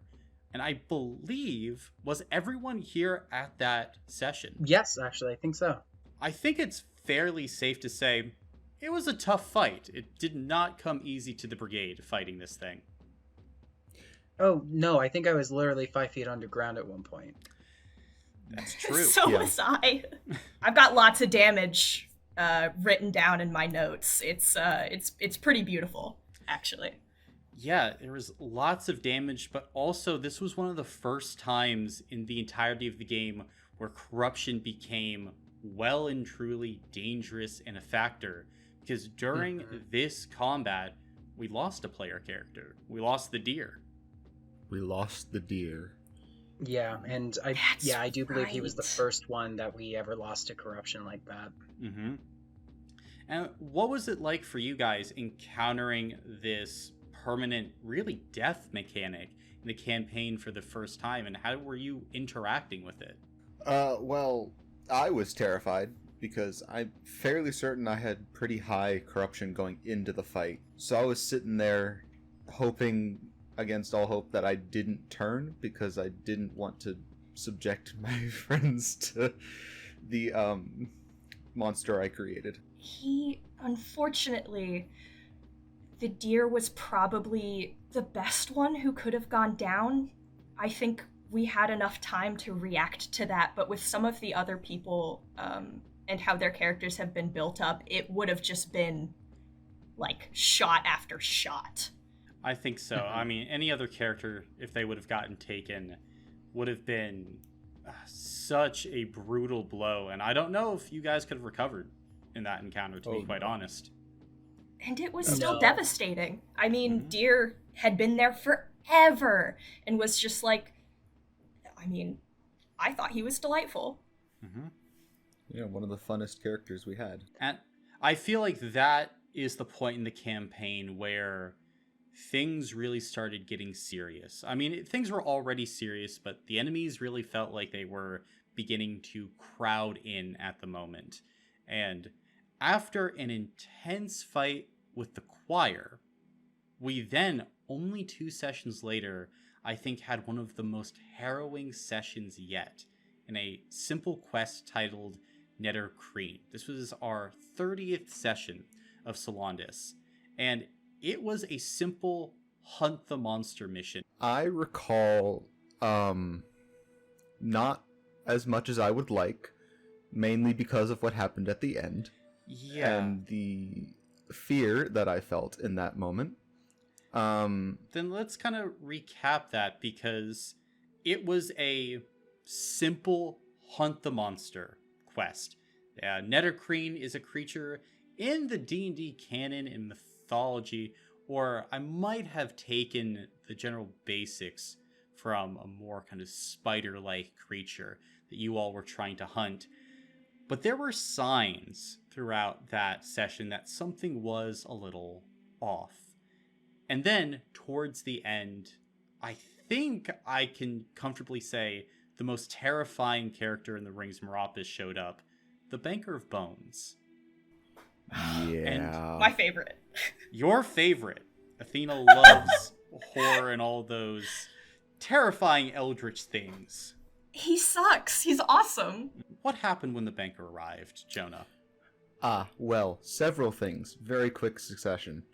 One character was thrown like a quarter mile onto a tree. A tree, yeah. A branch pierced his abdomen. My character was turned into a guitar made of flesh. Another character got a tumor put in their brain. And another one got melded with the ground. And didn't they have their tongue taken out? They did for a time, yeah.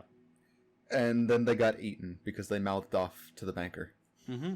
Eaten and kidnapped. And kidnapped, taken alive, which had a whole host of consequences there. And I think like this is a good chance to talk about villains in the Rings of Meropis, because there are different levels of villains. and Mhm. really the understanding of when to deploy certain types of villains. Because every single one of you at this point has been in contact with the Banker of Bones. So I just kind of want you guys to give your perspective of what a character like this is like, and try and give the audience some perspective of what it's like to meet them in a session. Fear. Genuine fear. You can throw such complicated, dangerous situations my way. Like just today, we dealt with something like that where it's basically a bomb. But the banker is something that feels insurmountable. That you either run away or you run away. You don't have a choice there. You can't fight him. It's bad. It's so bad when he shows up. Yeah. I agree. It's initially fear and then mostly just despair. Where you sit and you realize, oh, someone's going to be taken or die. And there's not a whole lot I can do about it. In all of the campaigns and mini campaigns that I've played in, I've never had a party that could fight the banker unscathed. And Athena, what's your perspective here? What could I even say? I mean, I think he's a fascinating villain in that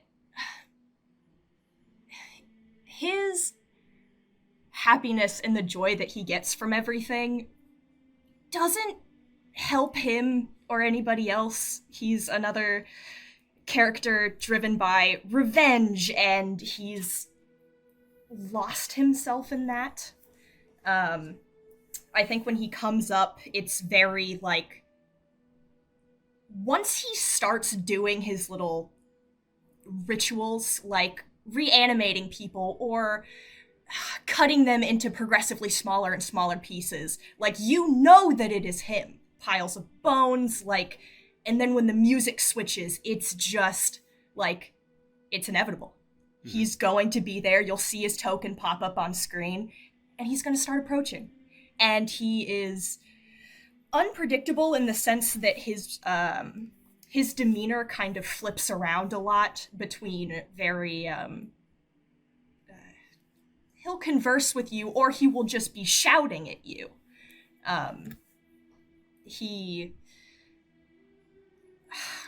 You could not have a normal conversation with him. You just kind of have to, like, listen and play along and hope to God he lets you have a head start.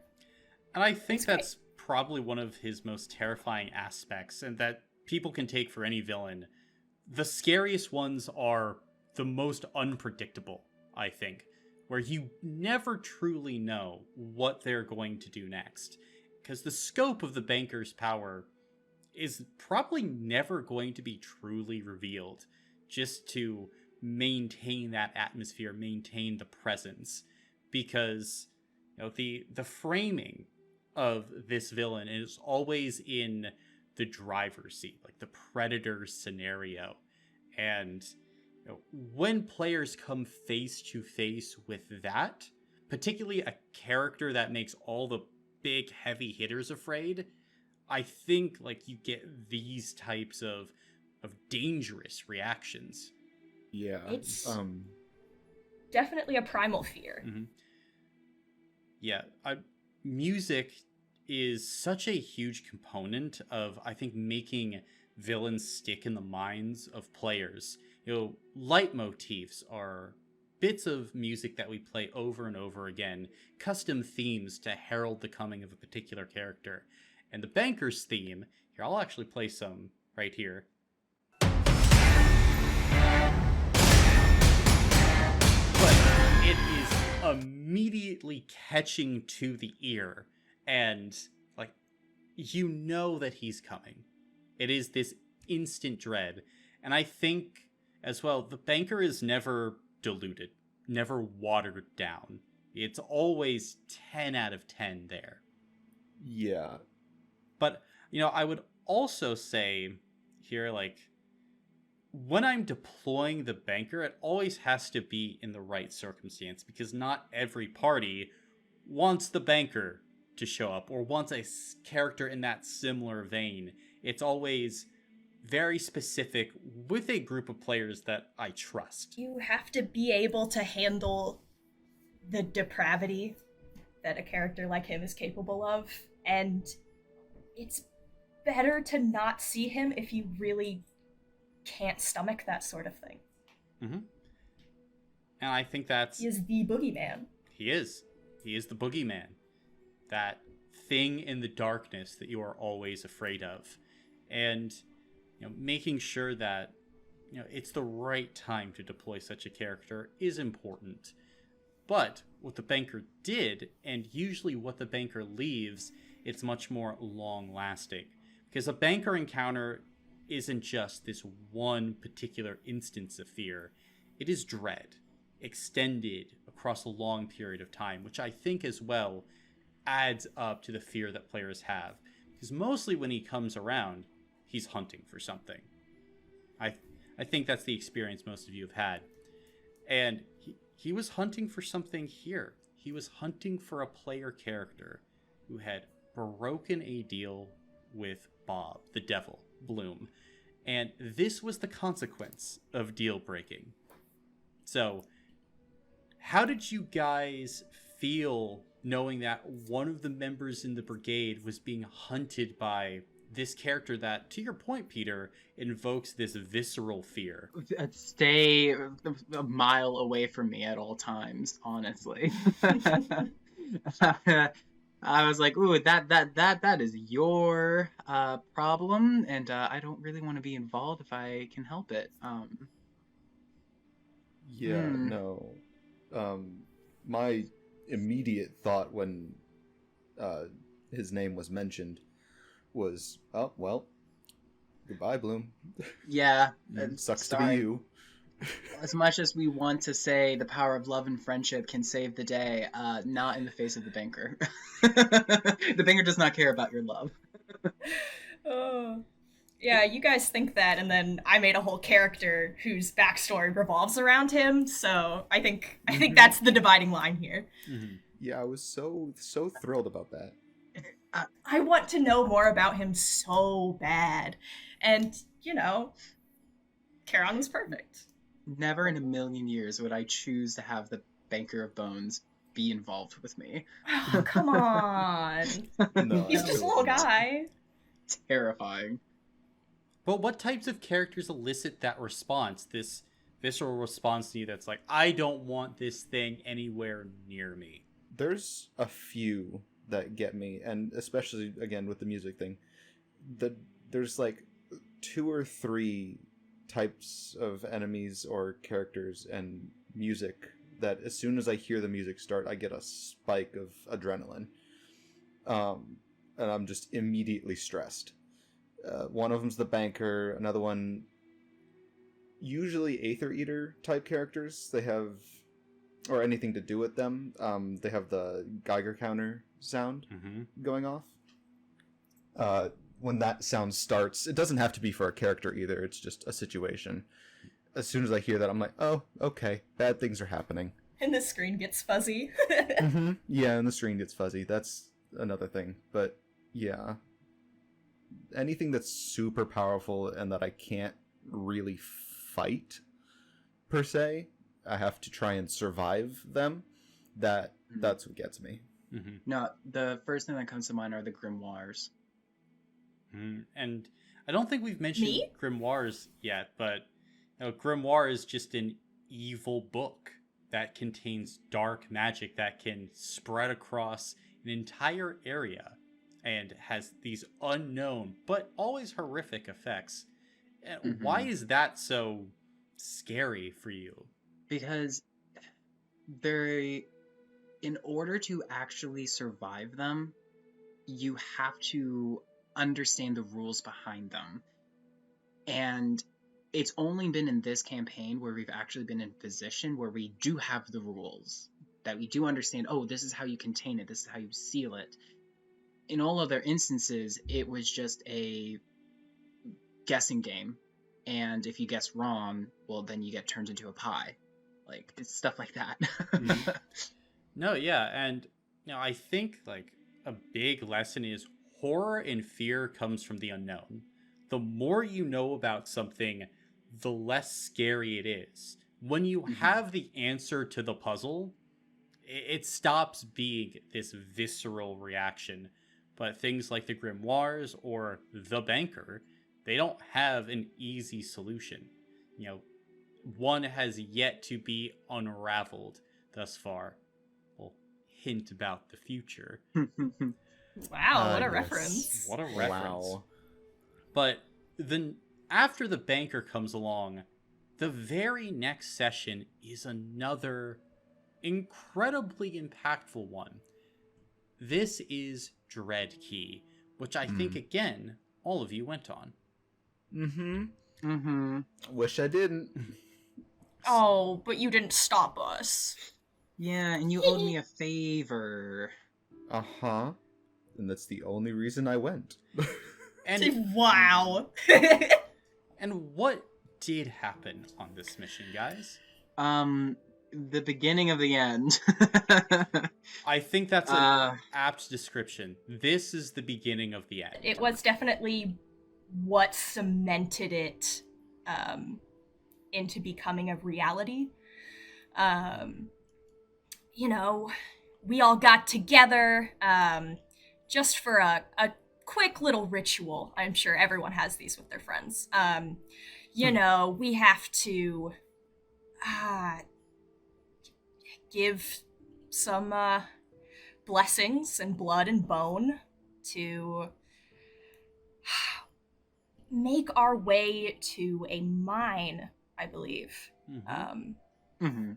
Yeah, we first, did a little ritual, got teleported to the front of the mine, and when we entered in, we were just in front of this giant relief, beautiful night sky, the moon wasn't there, and it took an embarrassing long time to realize I needed to spill some of my blood on the circle in the room. There was a previous session that was done in on a very similar brass circle, I believe. We got through there, ended up having kind of like a puzzle dungeon kind of thing going on. There was that really cool room with the king that had like a featureless like face of stone, and all the statues around him that would change and move every time we revisited that room. Yes. That was a room full of jesters. Mm-hmm. Yeah, that was fun. The face originally on the king that was there was completely blank. Unscrewed the head, it looked like it could be unscrewed.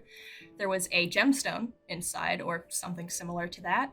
And once we screwed the head back on, facial features and hair kind of carved themselves into it. And it was not happy. It was not happy at us. It didn't move, but it looked very angry about us being there, I would say. Absolutely. And then... I wonder who that was. Well, we'll get to that, because you progress through this puzzle dungeon in a decent amount of time, and at the end of it, you found two things. A small white rock and a blue gemstone. And these two things were necessary on this particular mission to complete the divider, this strange onyx pyramid that you had.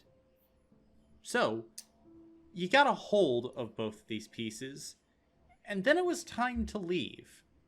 But I believe there was someone waiting for you outside this mine, because I think at this point, it had become very clear that you were dabbling in dark forces, dark magic.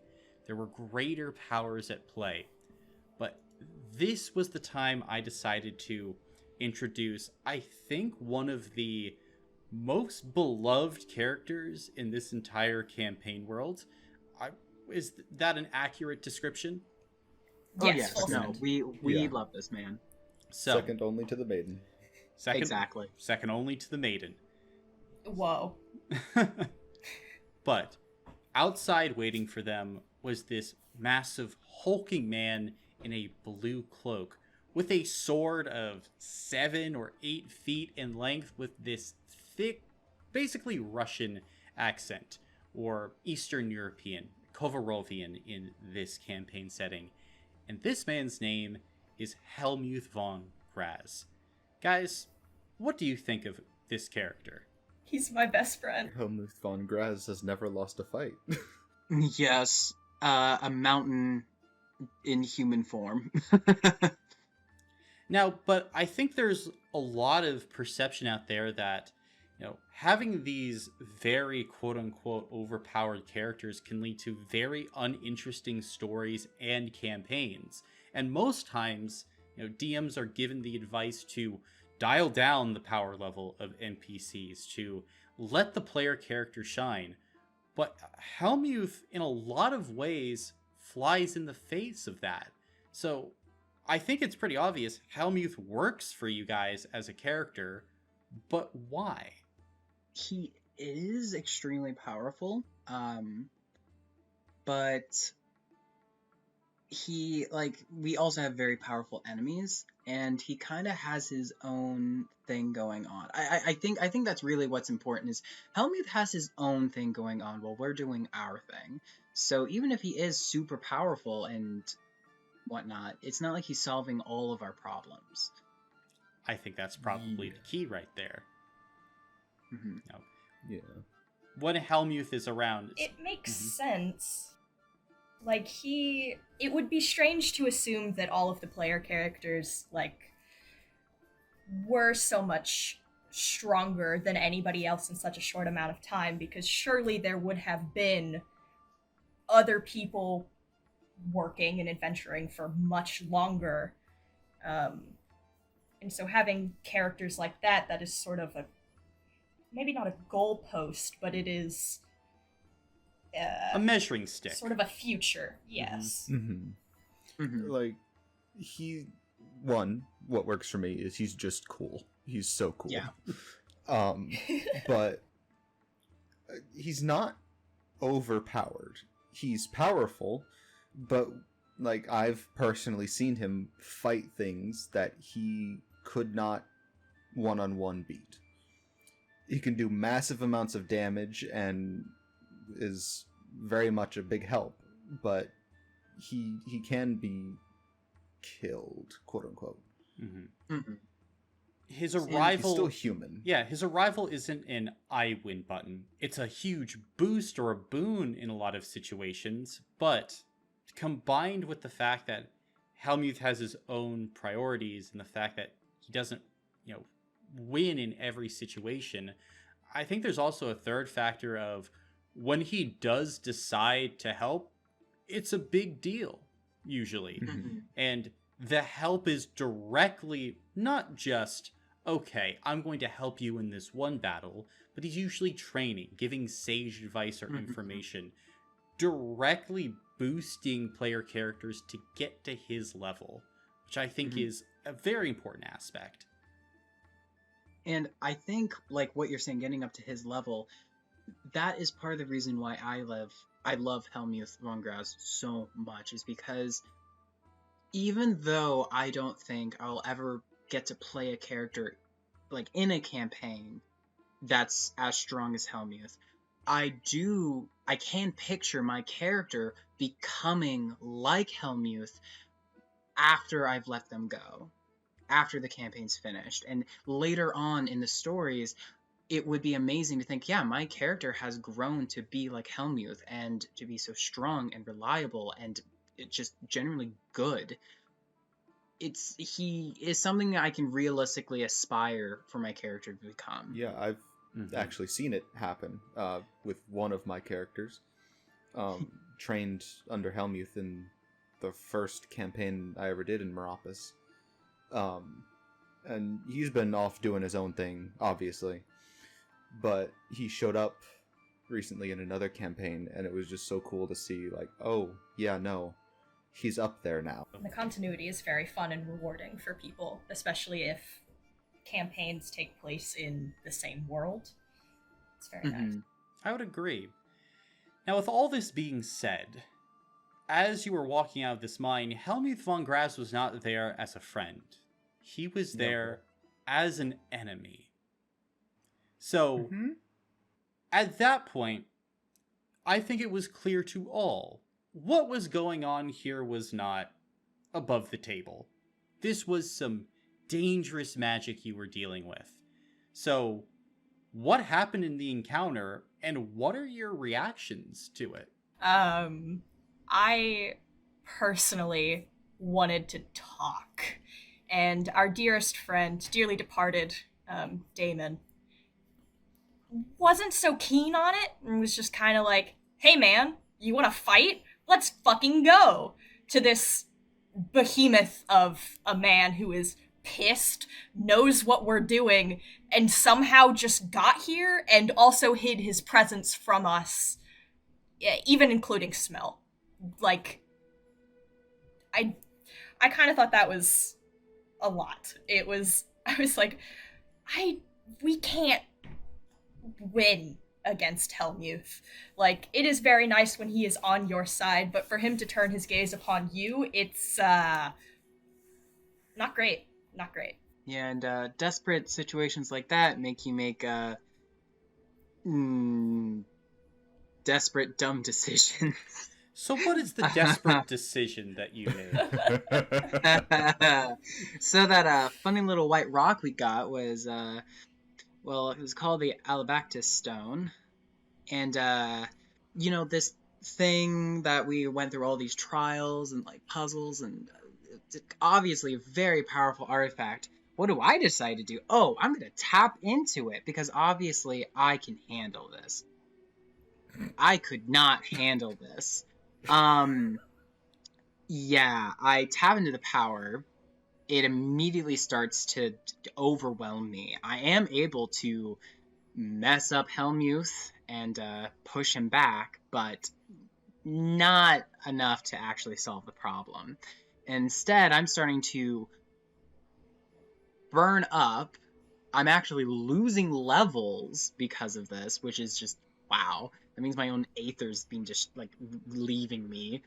And also starting to emit an aura that's hurting my own allies. So just in general, bad. Just bad. I touched the stove, and I got burned. Lessons learned, I hope. Newsflash, no. Lessons were not learned. Well, Maybe they were learned a little too late. the lessons were learned They were learned later. later. And look, at the end of the day, you were able to use the power to teleport Helmuth away using a nearby teleportation circle, but not without him screaming his last words that he would hunt you until the ends of the ring. What did you feel about that? Ooh, when this man, from just the short time I got to interact with him, I knew those words were true. That was a promise. That was a guaranteed. One day, soon, I was going to see Helmuth again, and I wasn't going to have a teleportation circle to send him away a second time. So, I just prepared myself for that. Again, I've met Helmuth in previous campaigns. I once watched him track a vampire across a country because he made him mad. I was very afraid. Well, I think that's pretty reasonable. Yeah, and I think in these types of moments when we're bringing a character back, it can be really cool to call upon previous events in other campaigns, and not even just directly, but knowing the feats that this character had accomplished, tracking a vampire for weeks across frozen Arctic tundra without sleeping, without resting, and then finally tracking them down. That's a pretty incredible feat. And so then, as a dungeon master, when we say, as the character, we'll hunt you to the ends of the earth, we have not only the threat of the character, but we have the implication of previous events that we get to build up as well. So I love return characters for this reason. And also just setting things up in the future. Because I think that one of the biggest things that you can do to improve player enjoyment is to make promises for the campaign's future. Like Helmuth saying, "I will hunt you to the ends of the earth," is a promise. He's absolutely promising to find you again. And then I think you guys as players could go, ooh, well, now we have something to look forward to. The promise has been thrown out there. Or to be afraid of, either or. Either or. But after this, you were able to make it back alive. However, the next mission was very interesting. So, this was a mission done by Damon and other members of the party in order to essentially get more power for him as a werewolf. This was, a personal mission being carried out by him, and I think it has one of the most spectacular endings I've ever been a part of, because this is the time when everything revolving around this Dark Star arc was beginning to formulate and hold together. And there came a moment where the party who was with Damon decided to turn back and let Damon go on his own to try and get the objective that he had for this quest. More power, a magical item, essentially. And I'll ask, because Jonah, you were there, what was your mindset of turning back in this moment? Because this was the session right after you met Helmuth von Graz. Yes. So, in the previous session, we met Helmuth. I, as a player, knew Helmuth and what he, who he worked for and what he was doing. And he was saying, "No, what you're doing is very, very bad. Stop." So, as a character, though, after we escaped him and we got all the things that happened afterwards, he had seen some pretty horrifying things, I'm gonna be honest.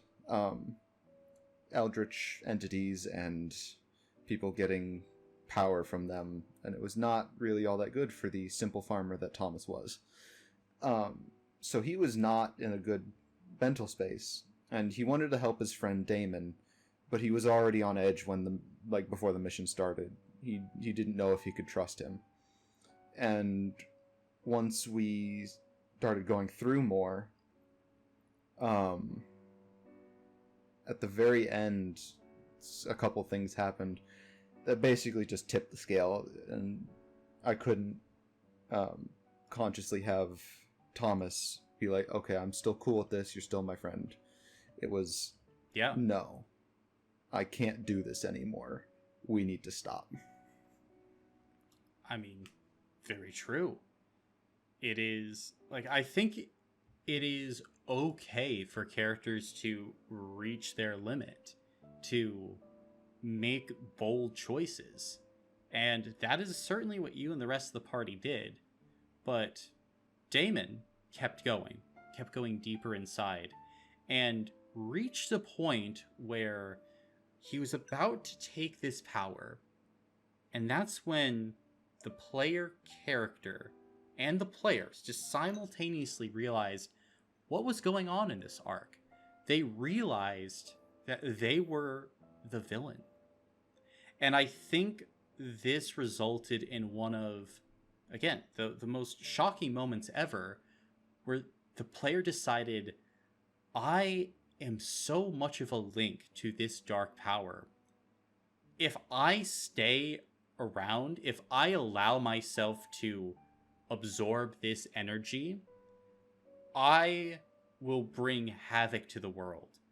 And they made a heroic sacrifice in order to basically destroy their character, but make sure that the dark powers never got a hold of their power and their energy. And I certainly know that this heroic sacrifice sent shockwaves through all of you. What was your reactions to it? Especially Peter and Athena, whose your characters were on the side of this dark evil. I didn't know what was going on when we got the notification. It was, session we weren't a part of, plans we hadn't really... I mean, there was really no communication between us and Damon and his player about any of that. It sounds like it was sort of a spur-of-the-moment kind of decision. So it wasn't necessarily something I thought about until it was too late. And it was totally the right call. I mean, I was devastated. I thought that I had heard that the party had left, and he went on, and I was like, man, did he just like walk himself into the worst possible scenario and just get skewered? But I mean, it was one of top 5 Solandis heroism moments. Absolutely. Damon is a legend for that. Yeah, at least for me, because as soon as the party left, the session ended for us. So we all got off and were going about our day. And then, 10, 15 minutes later, we got a notification on Discord that Damon was dead. And Wasn't we were coming back. Huh? Yeah. Mm-hmm. And we had no idea what was going on. It was later explained sort of what happened, and what our characters personally witnessed, which was a massive explosion. But it was incredibly shocking, but not really out of character for the player in question. He's changed a lot as a player, and he's one of the best ones. Pretty much directly after that is when everything began to kick off, as you had assembled everything you needed to make a trek to a pyramid underneath a frozen lake. You had the divider, and you knew that your mission was to release Zelona, the Titan Queen. Well, you didn't. Did we?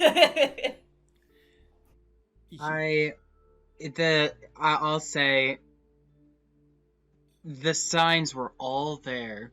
There were so many blatantly obvious cues as to what we were doing and how it was going to end if we kept doing it. And I honestly, at least on my end, I'm always the last to know.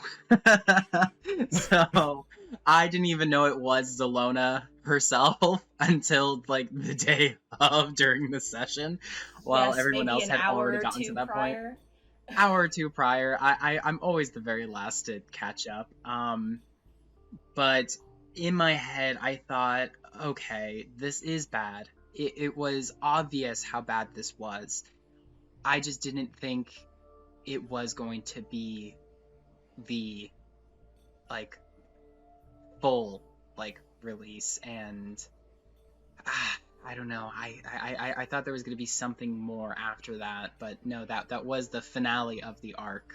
I would like to note for the record that I clocked who Key's patron was the first session they were introduced. Day one. I also would like to note that I wrote my backstory was so on point for this to happen that Jonah thought I did it on purpose, and I was like, no, I had no idea. I didn't know what I had created. All the names of things were just synonyms. And it was just slightly to the left. Literally, Colin was like, okay, so what nickname do you think you'll call your patron? I was like, how about Z? Z sounds like a fun nickname. And Colin was like, he, of course, absolutely, we can make that happen. And what's the cult that you're worried about? Oh yeah. How about like the cult of the Forgotten Star? That was me on my own with no prompting, and Colin saw that and went, "Holy moly! I know exactly where I'm going to put you." Mm-hmm. Yeah. Yeah, And then our absolutely. character personalities meshed in like the perfect way where none of us were really like wanting to try and diverge at all. No, I think it was actually a really big learning moment for me as a player, in terms of like needing to check in if the character that you're playing is not growing as fast as you would like them to, or something along those lines. Like overall, keeping communication with Colin would have been very good, because yeah, in the moment where it was, hey, this is your time to turn back, because you gave me that moment where Key was no longer under the like emotional like distortion of Zolona's power. Like she was completely lucid, but her fear and her dependence on Z was still so strong, and all she needed was like a little push from either like B or Ari to like, hey, I don't like this, can we turn around? And then we would have, but the problem was all three of us were waiting for that. Mm-hmm. And nothing was happening. And then the one person who did have the drive to go on, Hester, was all for it and threatened B to like, oh, like that, basically called B useless, which triggered triggered Key's like protectiveness over B as like some of her only family that she has left, and that made Key double down. And it was, yeah. Yeah, so I mean, it was a situation where you guys all went down into the pyramid. Inside the pyramid, there were a series of puzzles within that you had to solve one by one, each puzzle relating to one of the 9 titans that kind of was connected to this pyramid in particular. Then as you went through, you did have this moment of lucidity, and in this moment, due to the fear that really had been instilled in you by your patron, as well as the zealotous nature of the angel that you had resurrected and now filled with the light of the Dark Star, it was just kind of that perfect storm of just not being able to break away from the influence. But also, I think it made for a fantastic story and narrative as well. After it ended, Oh. I was just like, as much as I was so distraught, like, about what we had done, I was like, I don't think that could have played out any more perfectly. Like, just off the dome, just not having planned any of that at all. It was really impeccable how it came together. No, I felt like we all did play true to our characters. For better or for worse. For better or for worse is really the key to that, though. I think we each in session had like a little moment where it was, man, this sucks. Like B had her instance in the one of the puzzles, a copy of yourself generated in front of you and started fighting you, and B had to basically put herself down, and that was like a moment of, what did I just do? Like, I don't really know what's going on here. And B had, I mean, her whole thing was being gullible and childish, and she was like, born yesterday. So following, Key and to an extent Hester, mostly in it for Key, it was just kind of a helplessness that I played into. I think the most important part of one of them is, in these situations, to give players that choice, which I hope I was truly able to extend to all of you, because I think it's one thing if players make the choice. I think it's a completely different one if it's you must make this choice. Which definitely you did. Like, this was not a situation where, like, I felt like we had, like, I didn't feel like you were railroading us to a very specific ending or anything like that. We could have turned back at any moment.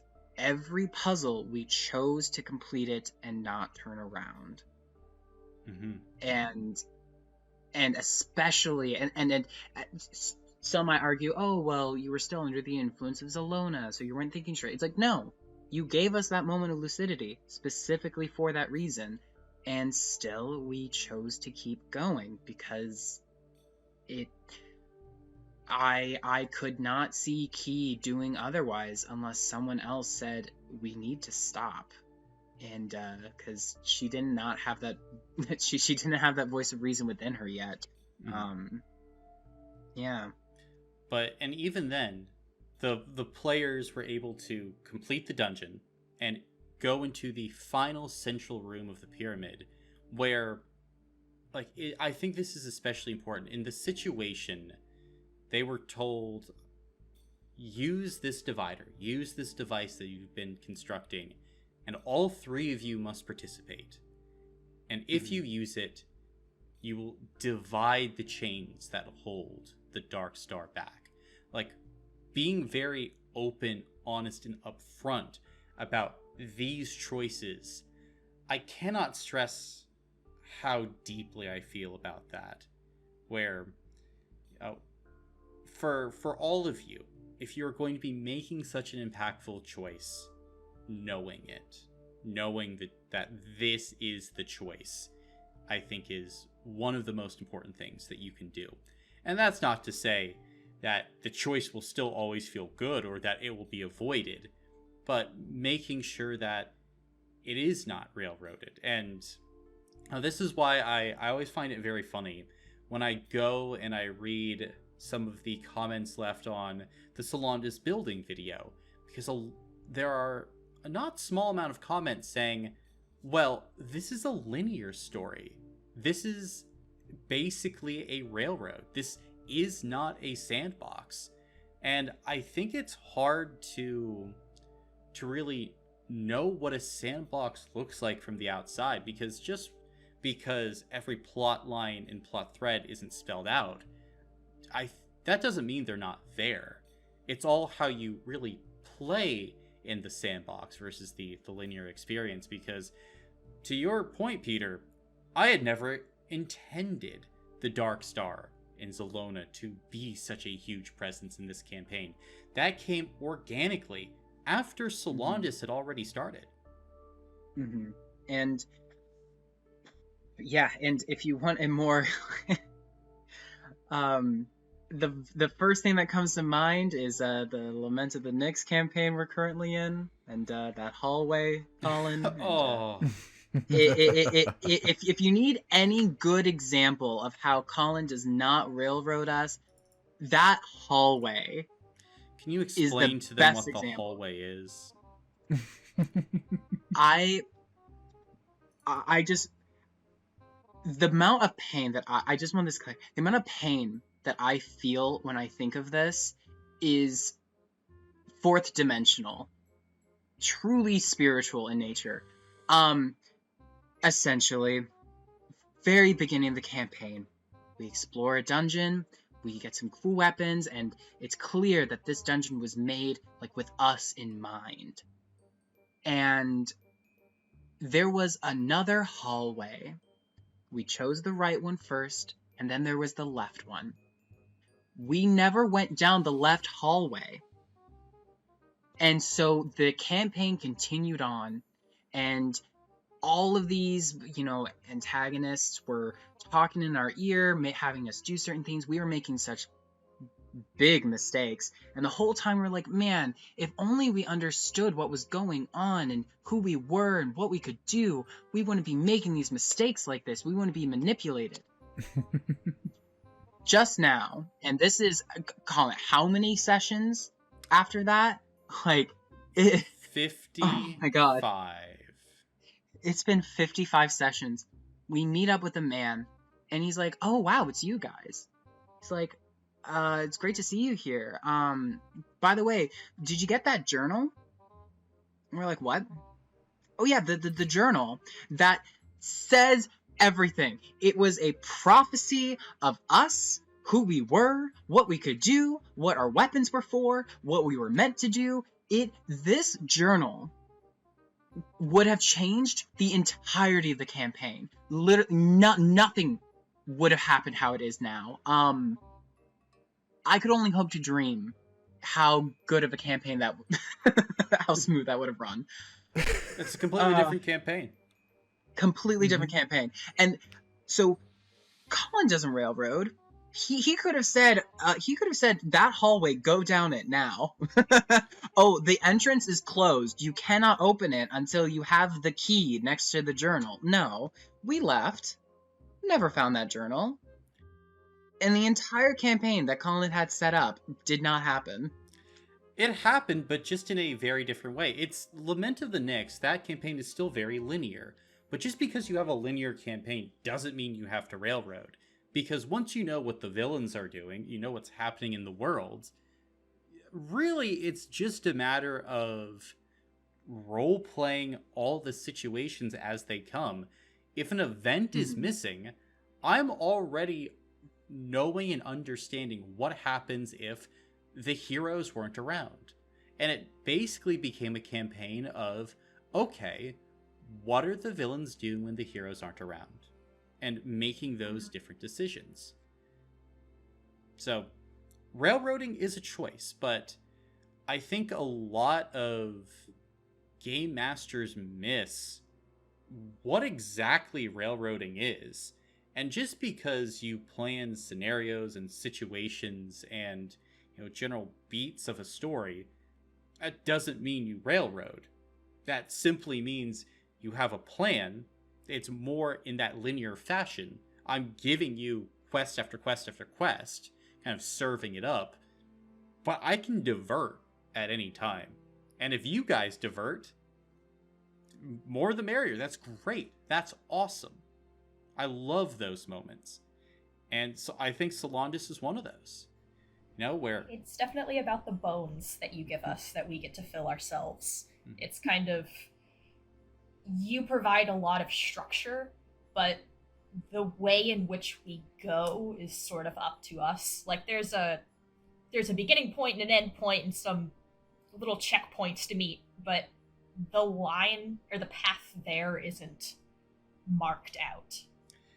And I don't think any player would want to be in a campaign where there is no structure, where there aren't already kind of pre-structured paths that you could go down if you wanted to, that you can choose. Because at any time, we could absolutely say, no, we're tearing this whole building down and doing whatever the hell we want. But we don't want to do that. We want to go along with this story and choose, like, the paths that are before us. Well, Jonah, you played, this is very much a tangent, but you played in a campaign that was a true sandbox, no structure. I kept myself completely out of it. I set up the world at the start and took a step back. How was that campaign? It was... Be honest. One of the biggest mistakes ever.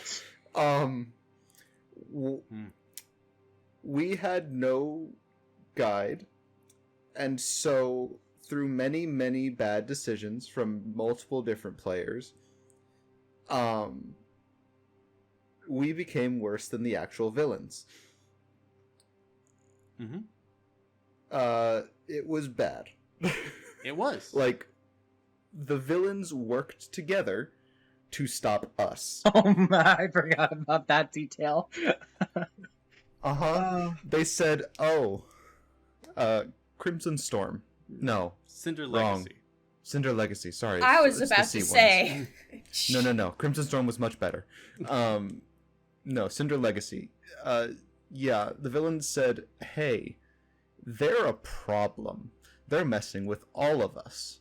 We should stop them. And it wasn't because Yeah. we should stop them out of the goodness of their heart. It was, we need to stop these characters because if we don't, there will be nothing left.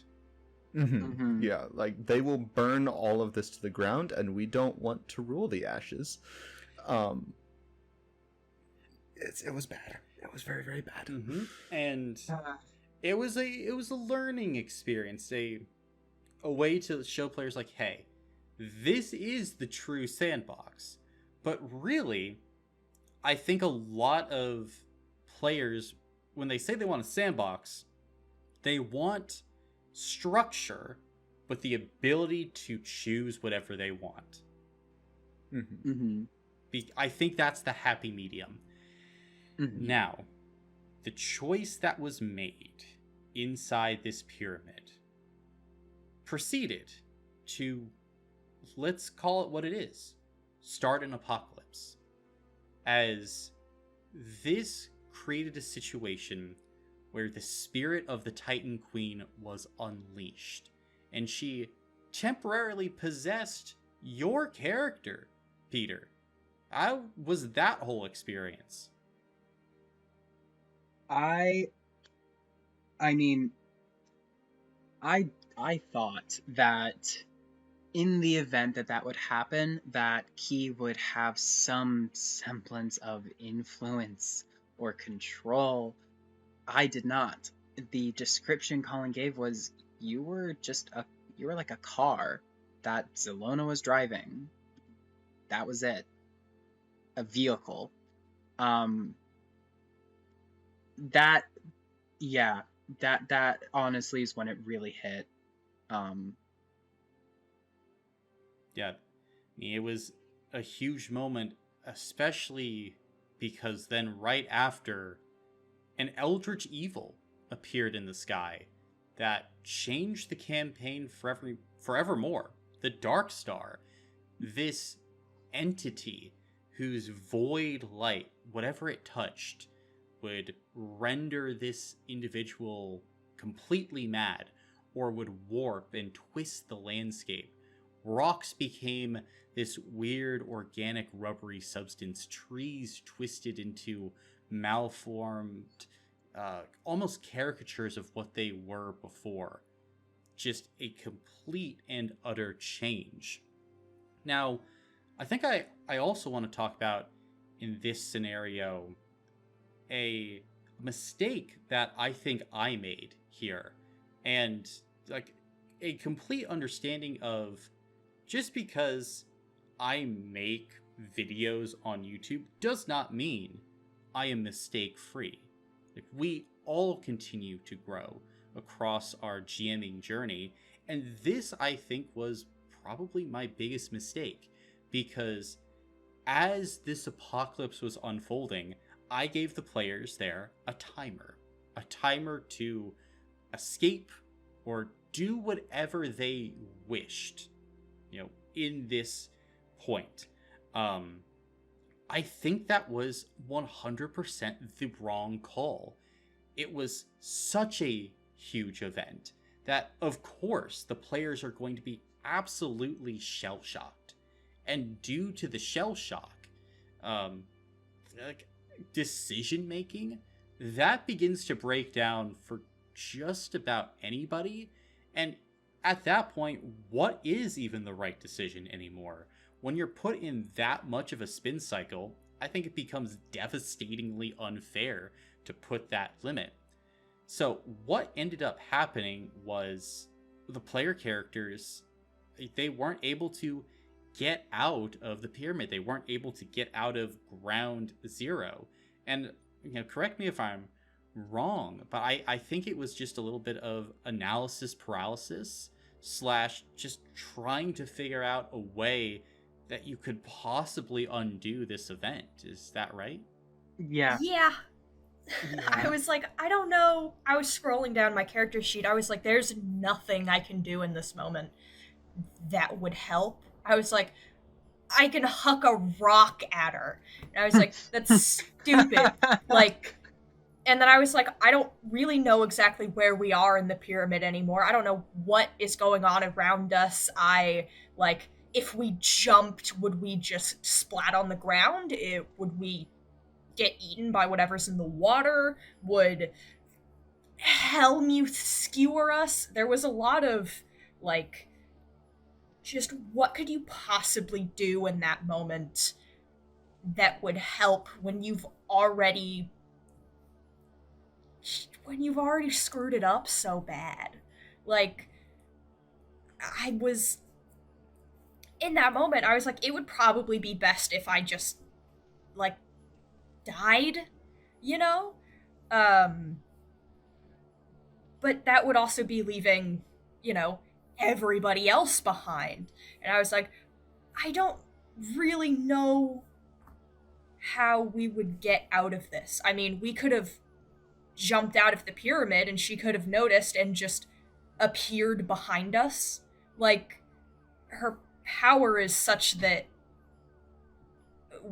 I don't really feel like I know everything she's capable of, which is true. Mm-hmm. Especially at that point. Absolutely. It was just kind of what do we do? And half of us did want to try and leave, but we didn't want to leave Key behind. Yeah. And so it just dwindled. It really did. Because I was under the delusion that, like, yeah, I really messed up and I've unleashed this horror, but this is, I've worked with Z this whole time. Like, we've been working together for like over 5 years, and like, I don't believe that they're that bad. I just think it's bad, but maybe I can help control, guide, make something out of the situation. No, that was a delusion. There was no will with Zelona. Yeah. Yeah. And initially, what ended up happening is that it was a TPK for that group of players. But just because something happens in a session doesn't mean that is what happens. We are here to play a game and to have fun. And, after coming around and talking to the players and Peter reaching out to me, we were able to have an open and honest dialogue about what happened at the end of the session. And I think really getting down to it, we didn't like the ending for those characters. Is that about accurate? Yeah, no, honestly. And it truly was where I didn't want to have to leave Key like that. Yeah, that was not what I wanted for her. So we had just gotten to a bunch of stuff for B as well, and I was like, it's all gone. Mm-hmm. I was like, originally before the session happened, I was like, I don't know if I want to do this. I would like to wait to talk to this character. We were sort of talked out of it. I mean, that was sort of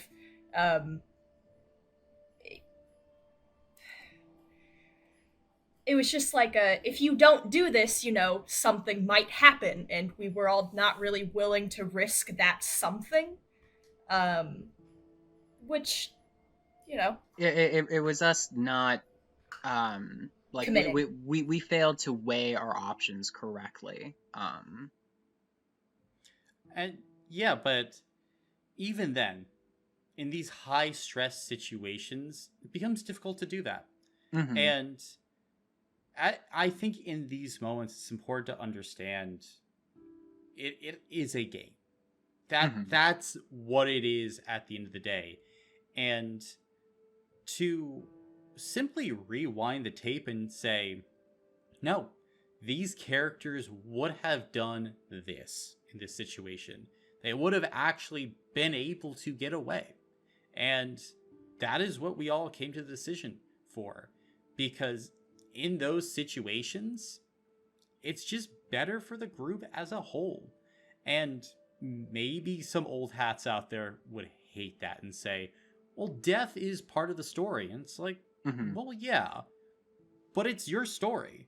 If you really don't like a decision and you come to your game master and say, "Hey, I really am not feeling this. You know, is there a way that we can get around this death or to rewind the clock if something really out of character happened?" Then I think that it's completely okay to do that. The what is the result? Most often, just a better campaign. Mhm. Mm-hmm. No, I think. No, go ahead. I was just gonna say, I wasn't there for this session, but I've had a few moments of like the high stress paralysis. I've been fortunate enough to have other party members who weren't in that paralysis and they were able to do things, and that would get me rolling again, and then we could keep going.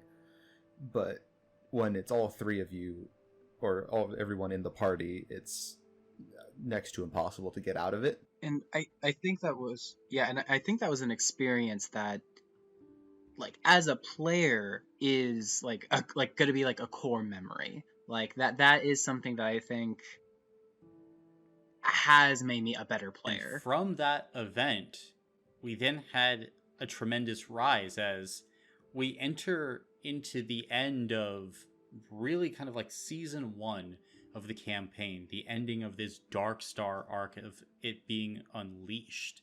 And in these situations when you have a rough session, it is a daunting task, I think, for most game masters to figure out, all right, where do we go from here? And usually it requires a coming together for a group of players and a party, a really kind of an Avengers Endgame style moment, a re-energization. That's not a word, but we're gonna go with it for right now, of the entire group. Because it's one thing to go into a situation and at the end result of something be like, well, this is it, we can't change what happened, but we can change how we react to it. So beginning of this final session basically starts with all the players realizing what the new world order is. And Jonah, how was that for you, coming back into this situation realizing, oh my gosh, we have to deal with the Dark Star in the sky now? It was not the best. I was very, very stressed almost immediately, because it was like, oh, okay, this is a mess we have to deal with right now. Because if we don't, the campaign's basically over. Pretty much correct. Yeah. And it was made very apparent at the very start of the session.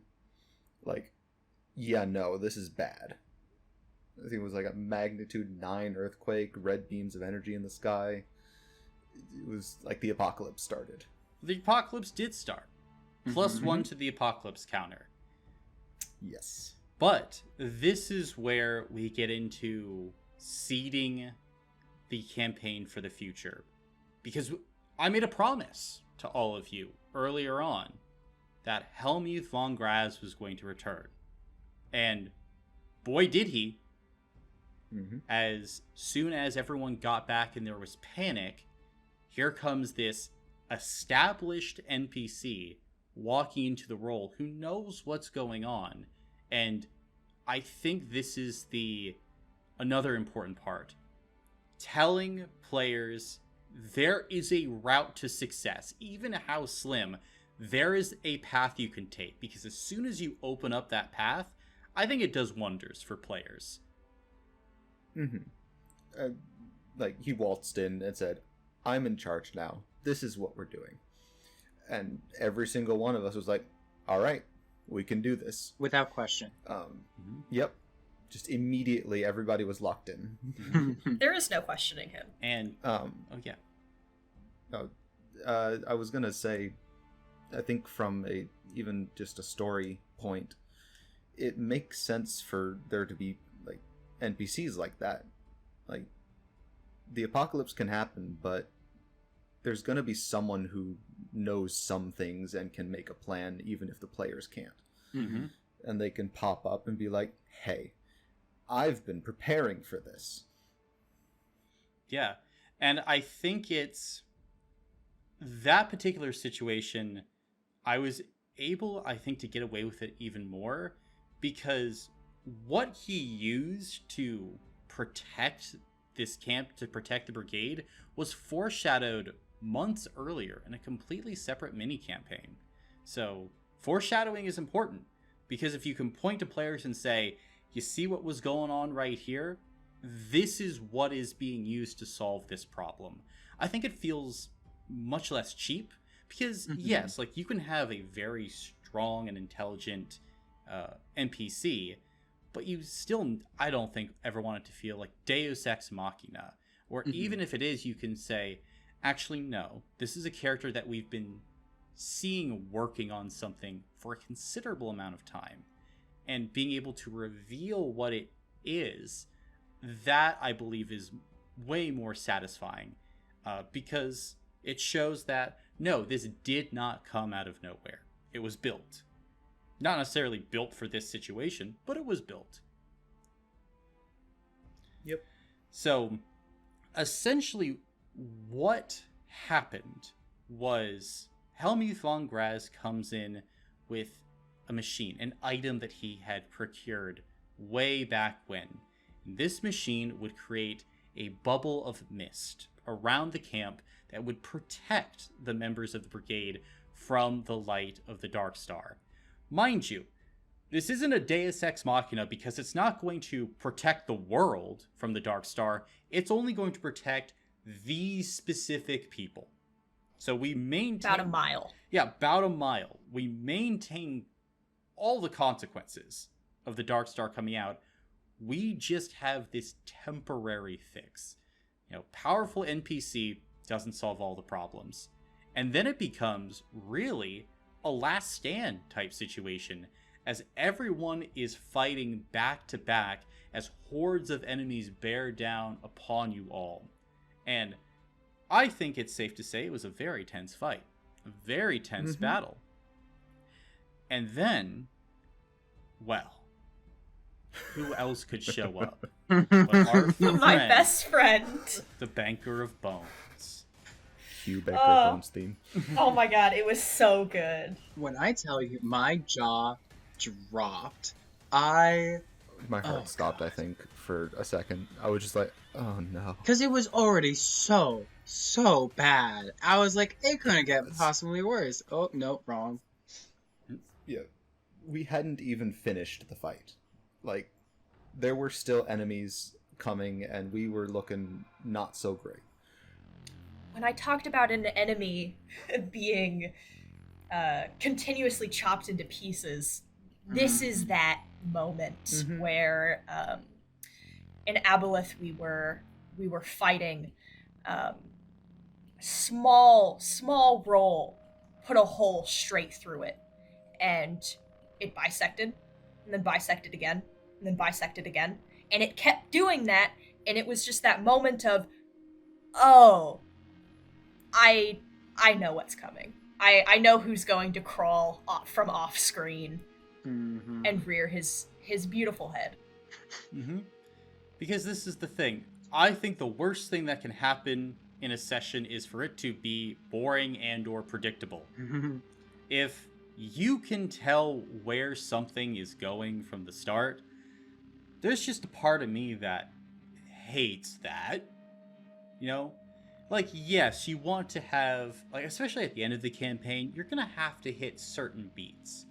But making an already terrible situation even worse?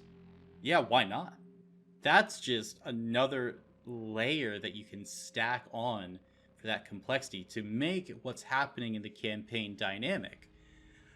But then that also led to an incredible moment where I love to look at these tentpole moments. Moments that hold up a campaign. Moments that have to land. Because if they don't land, I think the campaign is worse for it. And I think this was one of those tentpole moments where it was all of you, it was Helmuth. The Banker of Bones just shows up. This unstoppable force. And Helmuth says, we're gonna fight it. Our immovable object decides we will take on the unstoppable force. And who are we to tell him no? To a person, all of you join the fight. What type of feeling did you have where you looked at the unconquerable foe and went, doesn't matter? I knew that Helmuth had to be trusted. I was just like, whatever he says, it is... He has a reason for what he wants us to be doing, regardless of if it is dangerous. He knew what he was telling us to do. Yeah. As a player, it was... He has a plan. Like, he has to have a plan. This is something that he would do. Mm-hmm. Whatever. As a character, it came down to, if we don't stop him here, or at least drive him away, he's gonna go for everybody else in the camp. And for my character in particular, his son was in the camp. So he was like, well, gotta try. During this fight, I mean, it was dangerous. The Banker wasn't giving an inch. Helmuth was getting his shit rocked. There wasn't a grand victory, it appeared like, on the horizon. But that's when I think we've already talked about her, the most beloved NPC in the entire campaign world arrived, the Maiden. So Grabs him by the scruff and is like, in the most disapproving, like, motherly tone, she goes, Nicholas, what are you doing? And it is a perfect, like, just, the string has been cut. Like, all of the tenseness in the atmosphere just went down, like, 100%. Mm-hmm. Having this character all of a sudden that is a monster, unstoppable, be talked to like a misbehaving puppy, like, it was wild. Like he wasn't just disemboweling, like, a mountain a second ago. Mm-hmm.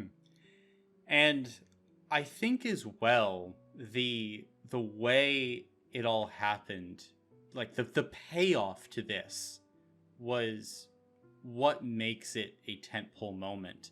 Because you can't cut the legs out of a villain, because then I think they stop being as cool of a villain. You know, you never want it to be like, I have to nerf them in order to win. And the Banker is an unstoppable force. But the Maiden is the untouchable object. See, she has an ability where she can create a realm, a place, on the battlefield where no damage can be done to anybody. She can't do damage to you, you can't do damage to her. Nobody can take damage. She's a pacifist character. And I think it's safe to say the Banker is not a pacifist. Athena, how would you describe the reaction to this pacifism bubble? He is... It's like everything he has ever known has been thrown out the window. He is like a chicken with his head cut off. He is running in circles, trying desperately to hurt anybody. Like, this act that he had been committing for hundreds of years, something that is, like, so as known to him as the back of his hand, was just taken from him. And I can only imagine how powerless he felt in that situation, and how much rage and frustration he felt. Like, it was just clipping his wings. He just couldn't do anything. And it was very entertaining and pathetic. And it made me feel bad for him, which I'm sure is something that he does not want you to feel. That kind of pity rather than fear. Absolutely. Jonah, what was it like for you? It was one of the greatest moments I have ever experienced, because I do not like the Banker of Bones, and to see him not be able to do anything gave me great joy. It also relieved a lot of tension, because I was very, very stressed.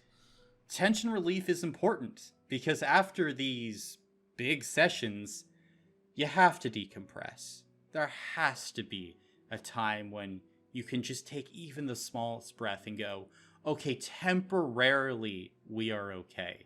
And the Maiden, as a character, when she arrives someplace, is, for the most part, that chicken noodle soup for the soul. She is a respite. A respite from the chaos that is all around you. And so, with being trapped in this little bubble, when the Maiden opened a portal out to a random dimension full of rats, and tried to coax the banker inside, he was already through. Jumped through. It didn't even need to be told twice. Mm-hmm. It didn't even wait to hear her out. Gone. He just needed to feel again. And with that, a huge sigh of relief, because we have to set expectations. The expectation for that fight was not, we are going to kill the Banker of Bones. The expectation at the start of the fight was, we need to get the mist bubble active, which you guys did.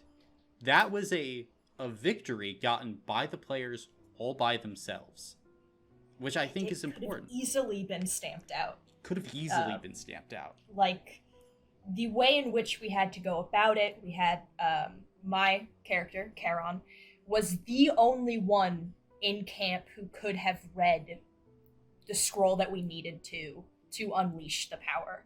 And for anything to distract Charon or, God forbid, like, kill Charon, which anything that happens to Charon when it actually dies is already bad enough. But to have to worry about protecting Charon when the creatures around us were actively turning us against each other was very, very hard.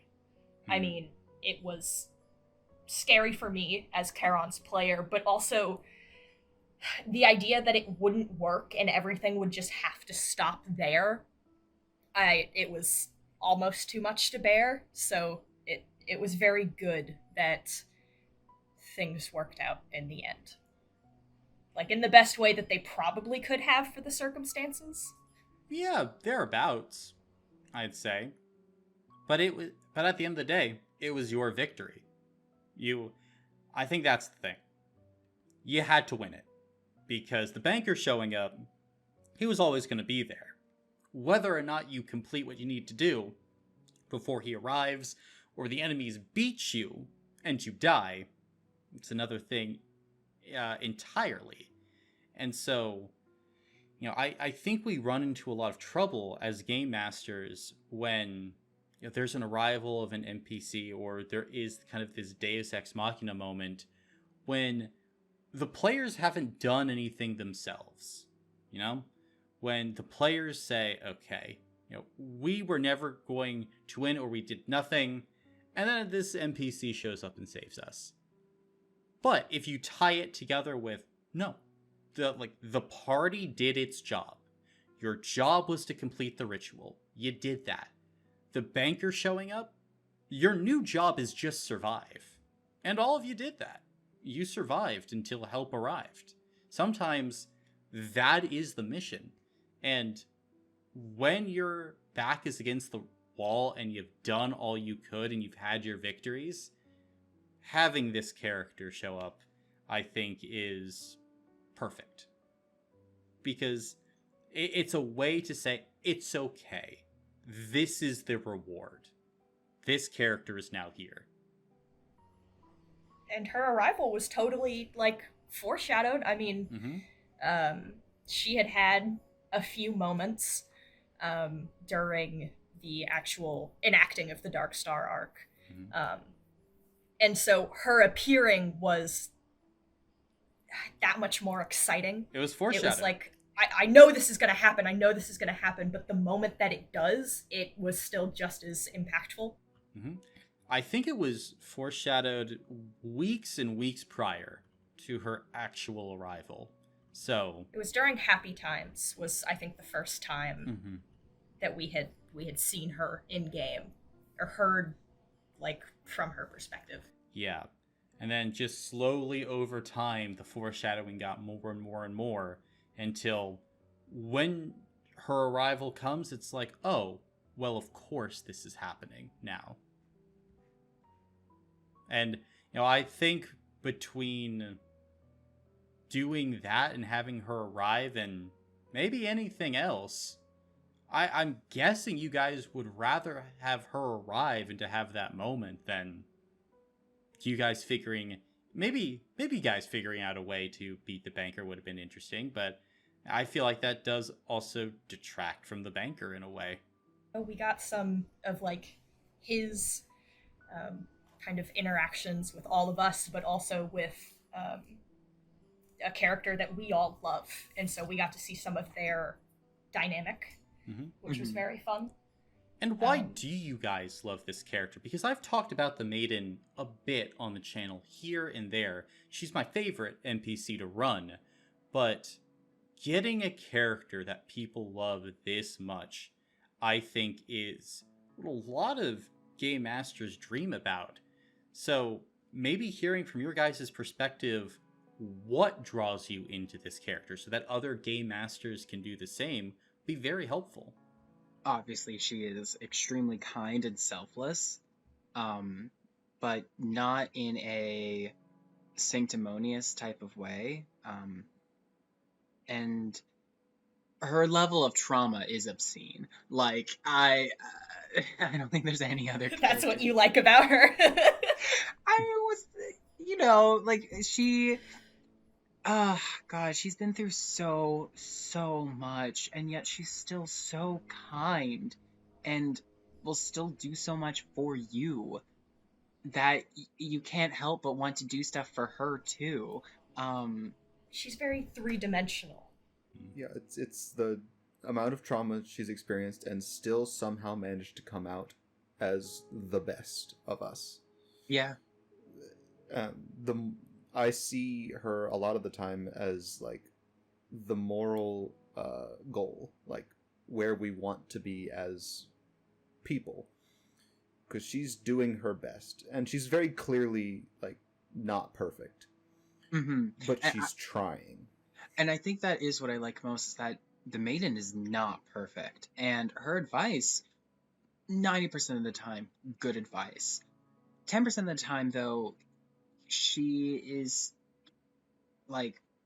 self-sacrificing to the point of, like, giving everything she has away, and she ends up dying. That's too far. Or giving away the most valuable thing to her. Yeah. Like, that's she not the will most put valuable herself... thing. Yeah, I know. It's not. Well, that's like, the thing. a very valuable thing to her. It's not. It's not. What? That's the... What is it? That's her what life. makes it so bad. Yeah. No, that's not what I meant. Oh. Sorry. No, sorry. What did you mean? Later The new on, thing? when she has to... Yes, the Yeah. newest event. Mhm. The newest but trauma. she gives up a lot of herself to boost others. Like, she gives up her... she does give up her life for others. Not that at that point, she would just come back, so it wasn't like a huge sacrifice. But for the people around her, it's still like, we watched you die, like, and you put yourself in harm's way for us. Like, you are a good person, and to watch her have that sort of conflict with herself and how she views herself in relation to other people is very compelling. And it hurts to see her suffer Yeah. like that. She is trapped in this cycle of pain, and you want to help her break out of it, but a lot of the times we honestly make it worse, and it really sucks. Yeah. And she never blames us for it. And she never blames us for it. That's what's craziest. And she blames herself for it. She blames herself, and that makes you feel like the biggest turd. Like oh god. Yeah, you can't help but love the maiden. And you know, at the end of the day, I think just having that character who can connect at a deeper level with the party, with just something that is genuinely good. Like, the maiden is a character built around compassion, kindness, forgiveness, and making a character that taps into one of those emotions, I think is the quickest way to get a lovable character.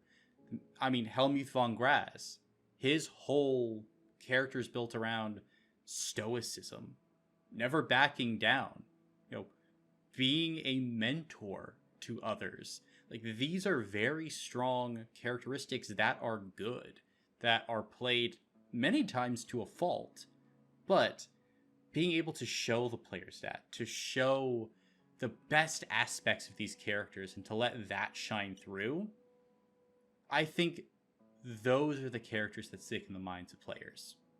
Especially if the character is willing to help the party. Because I think the quickest way for me to be very disinterested in a campaign is for all the NPCs to be snarky assholes. Or just mustache-twirling villains. You gotta have those glimmers of hope. Those diamonds in the rough that you find. And I think I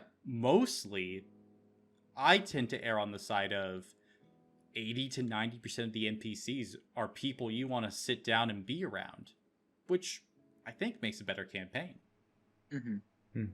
No, I agree. If everyone's antagonistic, at that point you're just like, well, why don't I just let the world burn? It's about people for campaign worlds. Like, yes, the Dark Star, terrible. But we care about the Dark Star being terrible because we also care about the characters in the campaign. If you didn't care about any of the characters, okay, it's the Dark Star. Yeah, like, why don't we all go mad and then we'll just, like, figure it out from here? I mean, yeah, so many people. So many people. But with the maiden there, and kind of this reinvigoration of hope, like, yes, situation terrible, but you have Helmuth and the maiden. And I think that was the point of, yeah, it's bad. It's not going to be easy, but we have hope. There is an avenue. Just keep climbing, because when you have faith in the system around you, or at least an understanding of this could work, the players need very little. Just the slightest glimmer of opportunity is usually enough. And that's kind of where you guys went from there. Riding that slight glimmer of opportunity with now the Dark Star in the sky and moving on into the apocalypse. And I think final question for the night, because it's getting kind of late, and this video is going to be very, very long. What was your reaction coming out of this first quote-unquote season? We call it a narrative arc. What was your overall opinion? I didn't think we would make it out of that, I think. A lot of Solandis now, I feel, is just not having a ton of expectations for what will happen down the line. You just kind of have to go session by session, which can be stressful, but it's also very fun. I feel like there is a lot of opportunity for narrative to happen. I loved playing the West Marches style. I mean, getting to pick from a list of quests to go on, and interacting with the NPCs in this world, I think, has been very rewarding, even if our circumstances are less than stellar at the moment. And I'm excited to continue trying to rebuild. For me personally, it was sort of this feeling of, okay, we made it out by the skin of our teeth, just barely. And now we have to deal with all of this.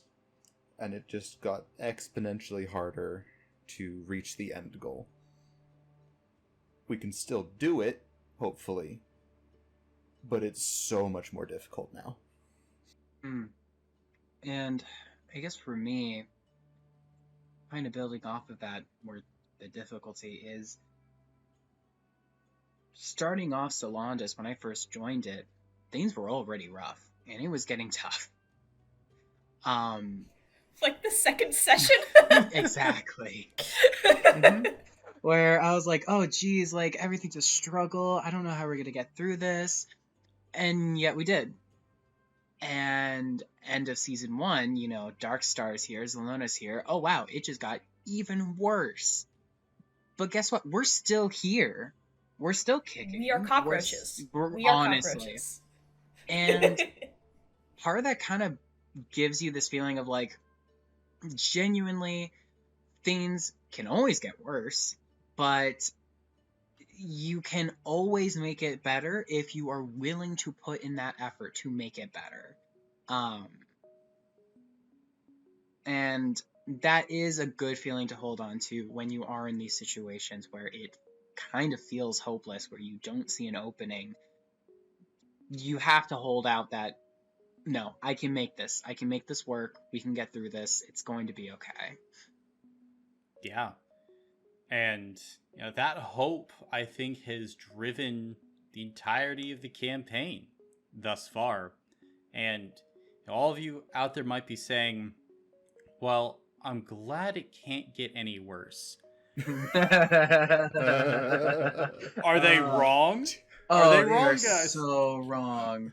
Guys, tune in next time. Oh, God. Do they know Bob? To see how we mess it up more.